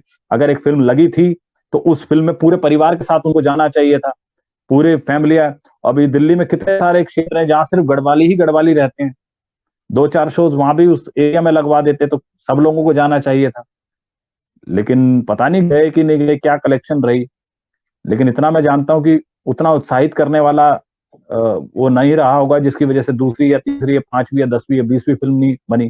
दूसरी बात है, फिल्म बनाना जो है कि वो कोई नॉर्मल काम नहीं, उसमें सरकारों का सहयोग भी और जो है फिल्म नीति बनना भी बहुत जरूरी है कि फिल्म को लोग सपोर्ट कैसे करते हैं, सरकारें और लोकेशन और जो फिल्म सिटियां हैं वो किस तरीके से उसके साथ कोलैबोरेट करके काम करती, कोलैबोरेटिव वर्क में काम करती। ये बहुत मुश्किल काम है, बहुत दुरूह काम है, इसमें बहुत ज्यादा मेहनत लगती है और बहुत ज्यादा परिश्रम और श्रम के साथ साथ पैसा भी बहुत लगता है। और पैसा लगने के बाद, बनने के बाद और बहुत सारी समस्याएं होती हैं, उसके लगने से लेकर, उसके प्रचार से लेकर, और फिर ये जो हॉल की आप बात बता रहे, कोई क्यों देगा हॉल जब उसे पता है कि यहाँ पर इस फिल्म को देखने वाले आएंगे नहीं, किसी सिनेमा का मालिक नहीं देगा। लेकिन उस सिनेमा के मालिक को ये पता होगा कि भाई हाँ, इस फिल्म को अच्छी ओपनिंग लगेगी, यहाँ पे लोग देखने आएंगे, तो जरूर देगा। वो तो व्यापारिक बात है ना एक। तो मैं अपने उत्तराखंड के लोगों से मैं अनुरोध करता हूँ कि आप इसको थोड़ा सा, अगर अपनी चीजों से प्यार हम करते हैं, उसको फैलाना, उसका प्रचार प्रसार करना चाहते हैं, तो हर तरीके से सहयोग कीजिए। मुझे पता है आप मन से तो सहयोग करते हैं, कोई चीज होती तो उसको फैलाते हैं, लेकिन हर तरीके से उसको सहयोग करने की जरूरत है। जी जी सर, आपने सर बहुत अच्छी जानकारी दी, इसके लिए बहुत अच्छी तरीके से आपने वर्णन किया है कि ये रियलिटी है। लेकिन एक मेरा जो प्रश्न है, ये मैं व्यक्तिगत बताऊंगा, मेरा व्यक्तिगत ये है, कहीं ना कहीं एक लाइफस्टाइल आज के टाइम पे लोग ना एक मॉडर्न तरीके की तरफ जा रहे हैं। जैसे बॉलीवुड में एक्शंस होता है या फिर इस तरीके की कुछ मतलब मूवियाँ भी उस तरीके की हैं, मतलब बॉलीवुड को और हॉलीवुड को। ज्यादातर मैं अगर बॉलीवुड की बात करूं कि लोग आज के टाइम पे हॉलीवुड की मूवियाँ भी बहुत ज्यादा पसंद करते हैं, क्योंकि उसमें एक्शंस होता है, उसमें सीन उस तरीके से होते हैं। हम मुझे लगता है कि हम क्या गढ़वाल में भी इस तरीके के सीन करें तो, या इस तरीके की मूवियाँ बनाएँ तो कहीं शायद मुझे लगता है कि वो एक हम बड़ी जगह जा सकते हैं। लेकिन उसमें पैसा खर्च होता है, क्योंकि वो तो करोड़ों रुपए खर्च कर रहे हैं, एक मूवी के कई करोड़ रुपए लग जाते हैं। एक अगर हीरो की बात करें तो हीरो ही कम से कम आपके 60-70 करोड़ रुपए ले लेता है, तो उसके लिए तो बहुत बड़ा अमाउंट चाहिए। लेकिन सबसे बड़ी बात है कि सबसे पहले हमें सभी उत्तराखंडी लोगों को एक साथ रहना पड़ेगा और एक साथ जुड़ के काम करना पड़ेगा, और हम एक दूसरे का सपोर्ट करना पड़ेगा। जहां तक मुझे लगता है कभी-कभी हम मतलब लोग एक दूसरे का सपोर्ट नहीं कर पाते हैं, जैसे अदर्स लोग करते हैं। सर बहुत-बहुत धन्यवाद, आप इस सम्मेलन में आए, इस कॉन्फ्रेंस में आए, और आपने बहुत समय दिया। आपने इसके लिए बिजी शेड्यूल के होने के बाद भी आपने हमें समय दिया, इसके लिए हम बहुत आभारी हैं आपके। और फ्यूचर में हम बिल्कुल नए टॉपिक के साथ मुलाकात होगी हमारी दोबारा से। और मुझे लगता है कि सभी हमारे दर्शक हैं, उन लोगों को भी काफ़ी नॉलेजें मिली होगी, और हमारा भी प्रयास यही है कि लोग कुछ करें, मतलब वहाँ पे एक लोगों को अवेयरनेस मैसेज पहुँचे और लोग इसमें जाएँ, लोग उस फील्ड में जाएँ, लोग अपना बिज़नेस करें, कुछ ना कुछ करें। हमारे उत्तराखंड में बहुत सारी संभावनाएँ हैं, और ये हमें ही लोगों को करके ले जानी है। मैं ये नहीं कहता हूँ कि हम सिर्फ सरकारों पे निर्भर रहें, हमें हमारी भी कुछ ज़िम्मेदारियाँ हैं। अगर हमें जहाँ पे लगता है कि हम सामाजिक कार्य कर सकते हैं, जहाँ पे हमें लगता है कि हमारे पास संडे है या फिर सैटरडे है, उसमें हम थोड़ा अपने उत्तराखंड के लिए योगदान दें, तब हम उत्तराखंड को एक बहुत बड़ा विशाल बना सकते हैं। सर, इस सम्मेलन में आने के लिए बहुत-बहुत धन्यवाद, और फ्यूचर में ज़रूर मुलाकात होगी सर। बहुत-बहुत धन्यवाद सर। और आपके लिए एक बहुत सर, आपके लिए एक और शुभकामना है कि आप फ्यूचर में बहुत सारे आगे काम करें और बहुत सारे थिएटर करें, और मैं चाहता हूँ कि आप बॉलीवुड में भी और एक्टर में भी करते रहें। इसके लिए मेरी बहुत सारी शुभकामनाएं आप। बहुत बहुत धन्यवाद। और बॉलीवुड में काम करूंगा तो फिल्म देखने तो जरूर आइएगा आप लोग, है ना। जी जी जी। हाँ, बहुत बहुत धन्यवाद आपका और महाकाली सम्मेलन और आपकी पूरी टीम का। कितने रोचक और इतने उपयोगी सवाल आपने पूछे और हमें भी मौका दिया अपने आप को व्यक्त करने का, अपने गढ़वाल और उत्तराखंड के लोगों से जुड़ने का आपने मौका दिया। काफी टाइम से हम चाह रहे थे कि इस वार्ता को करें, लेकिन ये भी चाह रहे थे कि बहुत अच्छे तरीके से उस वार्ता को हम लोग करें। तो आप लोगों ने मुझे मौका दिया, सबसे पहले मौका दिया कि माँ काली के डॉक्यूमेंट्री का हिस्सा होना, ये बहुत ही मेरे लिए गर्व की बात है, एक अच्छी खुशी की बात है कि मैं ऐसा हिस्सा हो पाया। इसके लिए भावनात्मक रूप से भी मैं आपका धन्यवाद करना चाहता हूँ। दूसरा, आपने फिर अपनी बातें एक्सप्रेस करने का मौका दिया, व्यक्त करने का मौका दिया, इसके लिए भी बहुत बहुत धन्यवाद करना चाहता हूँ। तीसरा, बहुत 2-3 बार हमारी बात हुई, वो धैर्य से आप लगे रहे और आपने बार बार इस बात को कहा कि आपसे बात करनी, इसके लिए भी धन्यवाद करना चाहता हूँ। और चौथा, आपके इतने उत्तम प्रयासों के लिए आप सभी युवा लोगों ने और तमाम लोगों ने मिलके, संगठन ने मिलके इसको काम को किया है। आप सबका बहुत बहुत धन्यवाद। मेरी बहुत बहुत शुभकामनाएं। जहां पर भी मेरी कैपेसिटी में मेरी मदद की जरूरत होगी, मैं आप लोगों से जुड़ा रहूंगा। और बहुत बहुत धन्यवाद। नमस्कार सबको, मेरी भी शुभकामनाएं आप सबको। Thank you. बहुत बहुत धन्यवाद सर। नमस्कार।